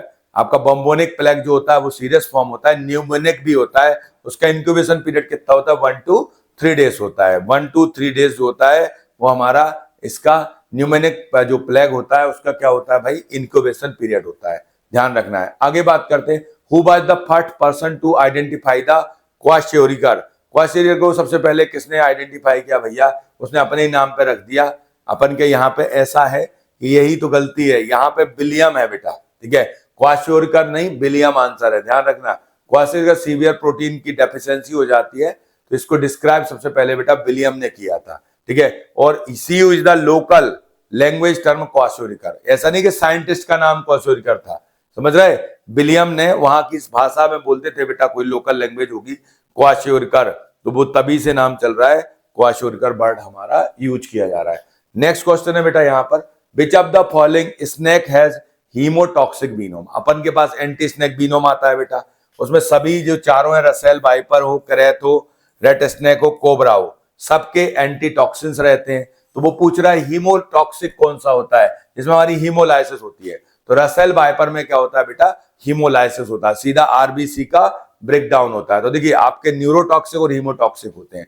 Neurotoxic क्या होते हैं, हमारे रेस्पिरेटरी फेलियर कराते हैं, नर्वस सिस्टम को अफेक्ट करते हैं, पैरालिसिस कराते हैं। कोबरा और जो हमारे क्रैथ हैं, जो हमारा जो सीके है, जो सीओ के है, कोबरा और क्रैथ जो होते हैं ये न्यूरोटॉक्सिक होते हैं। ये आपके क्या करेंगे, न्यूरोटॉक्सिक है, अपनी रेस्पिरेटरी मसल्स का पैरालिसिस खत्म कर देंगे, मतलब पैरालिसिस करा देंगे, तो अपन ब्रीथिंग नहीं कर पाएंगे, रेस्पिरेटरी फेलियर हो जाता है और डेथ हो जाती है। हीमोटॉक्सिक जो होते हैं आरबीसी पे काम करते हैं, ब्लड वेसल्स को आप हमेशा अफेक्ट करते हैं। तो रसेल वाइपर जो है और साइस्किल्ड वाइपर, ये जो वाइपर है ना, वाइपर भैया जो होता है हीमोटॉक्सिक होता है। पता हमने कैसे याद किया भाई, लैब में गए अपन, फर्श पे ब्लड गिर गया तो अपन ने क्या चला दिया, वाइपर चला दिया। तो वाइपर जो होता है वो हीमोटॉक्सिक होता है। अब आता है मायोटॉक्सिक। मायोटॉक्सिक की अगर बात करें तो मायोटॉक्सिक में कौन आता है आपका, मसल्स टिश्यू। मसल्स टिश्यू क्या होते हैं हमारे, मायोटॉक्सिक होते हैं। तो मसल्स वाले क्या होते हैं बेटा, मायोटॉक्सिक होते हैं। हमारे मसल्स वाले क्या होते हैं, मायोटॉक्सिक होते हैं। तो ध्यान रखना, मसल्स वाले क्या होते हैं, मायोटॉक्सिक होते हैं। उसमें कुछ हमारे सी स्नैक्स वगैरह आते हैं, तो ध्यान रखेंगे। आगे बात करते हैं, वीडीआरएल टेस्ट किसका होता है बेटा, सभी जानते हैं हम, अपने टाइफाइड का विडोल होता है, सिफिलिस का होता है। तो बी आंसर हमारा एकदम करेक्ट है। देखो अमाइडेज टेस्ट हो, मॉन्टेक्स टेस्ट हो, ये हमारे नियसेन टेस्ट हो, सब ट्यूबरकुलोसिस के हैं। ठीक है, आपका टाइफाइड का विडाल होता है, लेप्रोसी का लेप्रोमिन टेस्ट होता है। ठीक है, और जो सिफिलिस है उसमें खान, वासरमैस और वीडीआरएल टेस्ट आता है। ठीक है, तो ये आप जो अच्छे से याद रखना। अब आता है रेबीज इज कॉज बाय। देखो रेबीज अपन देख रहे हैं बहुत होता है बेटा, अगर रेबीज हो जाए तो उसका इलाज नहीं होता। जो हमारे इन्फेक्टेड जो बाइट रहती हैं, डॉग, मंकी, इनसे क्या होता है, रेबीज होता है। रेबीज के लिए एंटी रेबीज आपका वैक्सीन आता है, बट अगर हो जाए तो ये आपका लाइसा वायरस टाइप होता है। रेबीज जो होता है लाइसा वायरस 1 से कॉज होता है। ठीक है, ध्यान रखना अच्छे से। रेबीज फेटल वायरल डिसीज होती है जो हमारे नर्वस सिस्टम को अफेक्ट करती है बेटा। इंसेफेलाइटिस होता है, इसमें सीधा ब्रेन में काम करती है, फिर वो ठीक भी नहीं होती। तो टाइप 1 लाइसा वायरस ग्रुप से ये होता है। अब आता है बेटा, trachoma control programme in India was launch in which year. कब लॉन्च किया गया था बेटा, 1963 में किया गया था हमारे ट्रैकोमा कंट्रोल। तो national trachoma control programme India में लॉन्च किया गया था 1963 में। अब आता है बेटा, the term human poverty index was introduce in which year. Human poverty index जो आया था वो कब इंट्रोड्यूस, ऐसे उल्टे सीधे क्वेश्चन आए थे बेटा इस पेपर में, ईयर वाले। तो ईयर वाले क्वेश्चंस बेटा नहीं बनते जनरली अपन पे, अपन उतना नहीं ध्यान दे पाते। 1997 में ह्यूमन पॉवर्टी इंडेक्स को लागू किया गया था। तो इसको देख के तुम लोग टेंशन में मत आया ना, ये पेपर थोड़ा सा टफ था, आप लोग को जो आएगा वो इजी पेपर आएगा। ठीक है, which among the following is used for the physiological control of pH. PH को कंट्रोल करने के लिए किसको यूज करोगे, आयरन को, एलम को, हाइड्रोजन पेरोक्साइड को, मैग्नीशियम ट्राइसिलिकेट ओरल सस्पेंशन। तो मैग्नीशियम ट्राइसिलिकेट को कई बार अपन फिजियोलॉजिकल पीएच को कंट्रोल करने के लिए यूज करेंगे। अब इसमें वैसे देखा जाए तो ऑप्शन तो बफर होना चाहिए था, लेकिन बफर है नहीं, तो सीधा सीधा आंसर हमारा यही हो जाएगा। ठीक है, नेक्स्ट है बेटा, liquid which decompose at or below their boiling point are purified by. अपन उसको अंडर प्रेशर उसको करते हैं डिस्टिलेशन, ध्यान रखना, लायोफिलाइजेशन जैसे। COC pills not recommended for the women feeding the babies because may affect the baby growth, may affect the quality and quantity of the secreted milk, may cause the strokes in the babies, may cause the blood clot in the vein। तो वो actual में quality और जो quantity रहेगी milk की वो affect हो सकती है, तो इसलिए अपन को उसको नहीं यूज करना चाहिए ड्यूरिंग द लैक्टेशन। आपकी कंबाइंड ओरल कंट्रासेप्टिव, COC का फुल फॉर्म एक बार ESI से एग्जाम में आया था कि COC का फुल फॉर्म क्या होता है, तो कंबाइंड ओरल कंट्रासेप्टिव होते हैं। ठीक है, COC क्या होते हैं, कंबाइंड ओरल कंट्रासेप्टिव हमारे होते हैं, ध्यान रखना है। अब आता है which among these precipitating germicide. Precipitating germicides कौन सा है, हाइड्रोजन पेरोक्साइड है, सोडियम हाइपोक्लोराइड है। यहाँ पे जो प्रेसिपिटेटिंग जर्मिसाइड होता है वो हमारा AgNO3 है, लेकिन अपन को लगेगा H2O हाइड्रोजन पेरोक्साइड है, बेटा वो एफर्वेसेंट क्रिएट करता है। ठीक है, तो ये जो होगा प्रेसिपिटेटिंग में जो आंसर आएगा वो अपना सिल्वर नाइट्रेट करेक्ट होगा, लूनर कास्टिक जिसको अपन बोलते हैं। अब आता है बेटा, niacin injection prepared by reaction, niacin with the heavy water, niacin with sulphuric acid. Niacin test अपन ने देखा किसके लिए लगता है, हमारे टीबी के लिए, सोडियम हाइड्रोक्साइड। यहाँ पे निएसिन विद सोडियम हाइड्रोक्साइड से उस इंजेक्शन को अपन क्या करते हैं, प्रिपेयर करते हैं, ध्यान रखना अच्छे से। अब नॉन फार्मा सेक्शंस के क्वेश्चन थे, यहाँ पर देखिए सबसे पहले, अनु बट एप्पल 12 रुपए में खरीदे for 5 and see target profit 15%। At what price should he sell 10 apples, उसको कितने पैसे में बेचना पड़ेगा, तो 27.60 आएगा। कॉस्ट प्राइस उन्होंने दिया है 12 और प्रॉफिट 15% है, सेलिंग प्राइस आपका 10 एप्पल है, तो आपको फाइंड आउट करना था, तो यहां से हमारा 27.6 आएगा। सत्य और अहिंसा का संबंध है बेटा क्या, बताइए, ये तो घनिष्ठ संबंध है ना भाई, ठीक है। अब आता है the ratio of the two side of the parallelogram is 4:5, ठीक है, and its perimeter is 72 centimetre, find its longer side. Longer side आपको फाइंड आउट करना है, तो कैसे करेंगे भाई 78 में, तो इसके लिए आपको 20 सेंटीमीटर निकालेंगे। ये हमारा पैलोग्राम बना हुआ है, शॉर्टेड साइड 4x है, 5x है, इसको आप यहां से निकाल लोगे तो हमारा आ जाएगा 20 सेंटीमीटर। ये डिमांड कोड किया गया है डीनेम्ड, और supply is the this, then follow the quantity of code, तो ये मैच करके आपको करना है, इसको आप फॉलो करेंगे, रिवर्स कर देंगे लेटर को, आंसर आ जाएगा, ठीक है। ये इक्वेशन है, देखो इतना बड़ा equation, which of the following expression contain only like terms, कौन से लाइक टर्म्स है बेटा, इक्वेशन दिए गए हैं, तो ये आपको देख के सॉल्व करना पड़ेगा कि किसमें हमारे लाइक टर्म्स हैं। लाइक टर्म्स किसमें है, लाइक टर्म्स किसमें है, आपसे पूछ रहा है कि लाइक टर्म्स किसमें है, तो इसका जो आंसर होगा सीधा सीधा सी आंसर हमारा करेक्ट हो जाएगा। लाइक टर्म्स में आपका सी आंसर होगा। Choose the appropriate article for the given sentence, ठीक है, यहां पर द डिप्लोमा फ्रॉम इंग्लिश का है बेटा सीधा, तो ए डिप्लोमा फ्रॉम अ यूनिवर्सिटी, तो भाई आपका ए आंसर सही होगा, आर्टिकल का क्वेश्चन था। अब आता है 82, यहां पर दिया गया है choose the appropriate proposition for the given sentence, आपको इसके लिए गिवन सेंटेंस के लिए प्रोपोजिशन को बताना है भाई, तो यहां पे हमारा सी आंसर होगा, ओवर रहेगा, इन रहेगा और ऑन रहेगा, ठीक है। आगे बात करते हैं, क्रिया धातु के अंत में लगाकर शब्दों का निर्माण करने वाले प्रत्यय को क्या कहते हैं, बताइए, उसको कृत प्रत्यय बोलते हैं बेटा सीधा। आगे बात करते हैं, मृत्युंजय पिनाकी व्योमोस तथा त्रिलोचन किस देवता के पर्यायवाची है, बताइए, मृत्युंजय पिनाकी व्योमोस त्रिलोचन, भाई कोई भी बता सकता है, भगवान महादेव तीसरा नेत्र, ठीक है, तो आपका आंसर होगा 84, हमारा आंसर एकदम करेक्ट माना जाएगा, ठीक है, 84 अपना करेक्ट हो जाएगा। आगे बात करते हैं, 215 इज परसेंटेज ऑफ 860, कितना रहेगा, 25% होता है, आपने परसेंटेज का है निकाल सकते हो, 1/4 है।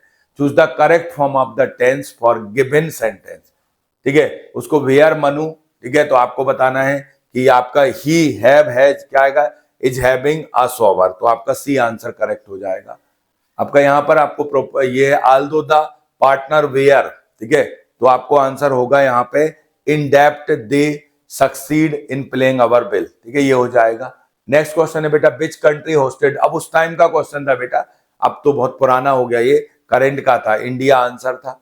अब आता है बेटा, यहां पर लिया हुआ ये people having the defected of, ठीक है, ये Braille is use by the, तो यहाँ पे आंसर होगा विजुअली चैलेंज जो पर्सन होते हैं वो इसको यूज करते हैं, ठीक है, तो Braille is the tactile writing system होता है जिससे उनको पता चल जाता है भाई आपका आधार कार्ड में जो उभरी हुई चीजें रहती हैं, तो उसको अपन जो आपके विजुअली प्रॉब्लम वाले होते हैं वो यूज करते हैं।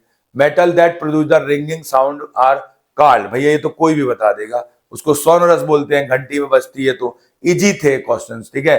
नॉन फार्मा के क्वेश्चंस अगर 2-4 क्वेश्चंस को छोड़ दो ना तो सब इजी थे, तो नॉन फार्मा को लेके टेंशन मत लिया करो भाई, नॉन फार्मा को लेके टेंशन नहीं लेना है आपको, ध्यान रखना अच्छे से। अब आता है यहाँ पे, अपभ्रंश भाषा के प्रथम व्याकरणाचार्य कौन थे, पाणिनि थे, कात्यायन थे, हेमचंद्र थे, पतंजलि थे, कौन थे, अपभ्रंश भाषा के प्रथम व्याकरणाचार्य कौन थे, तो इसका आंसर है हेमचंद्र थे, ठीक है। Area of the square side x centimetre is equal to the area of the triangle base x centimetre then the height of the triangle, दोनों फार्मूले आपको इक्वल करना है बेटा, तो आप निकाल लोगे यहां से, ठीक है, ये हमारा एक्स स्क्वायर हो गया, ये XH हो गया, तो h की वैल्यू यहां से निकाल दोगे आप, ठीक है। अब आता है bubbles of a gas that break upon a baking causing small pores in bread and cake is due to, क्या होता है इसमें भाई, कौन सी गैस रहती है, तो कार्बन डाइऑक्साइड के कारण वहां पे बन जाता है, तो ये ध्यान रखना है। अब आता है यहां पर, following question based on the eruption system in the beach, totally is Wednesday is coded as a VIT, he is a actor in coded as a AIH, apple is the fruit is coded as, फिर उसको कैसे code करोगे, तो इसका B answer हमारा correct होगा। Next question है, who was awarded the Ashok Chakra during the 60th Republic day, तो आपका इसका जो आंसर होगा यहाँ पर आपका होगा, ठीक है, जो दादाजी हैं उनको आपको ये अवार्ड दिया गया था। नेक्स्ट क्वेश्चन है, choose the correct form expression to complete the sentence. Weekly guide give the tell all the main tourist, ठीक है। अब आता है स्पोर्ट्स, स्पोर्टिंग, तो यहाँ पे सीधा sports in the city. Next है बेटा, विच स्टेट अनाउंस आपका blanket ban on polythene bag. देखिए 2017 का क्वेश्चन है, तो ऑब्वियसली जिस स्टेट का पेपर है वही का आंसर दे दो, मध्य प्रदेश हमारा आंसर हो जाएगा। 2017 में पॉलीथीन बैग को बंद किया गया। फिल अप द ब्लैंक्स करना है, आप इसको कर सकते हो बेटा, दोनों को जोड़ के आपको क्या करना है, इसको सॉल्व करना है। तो यहां से आंसर दोनों का मल्टीप्लाई, एकदम इजी क्वेश्चन है।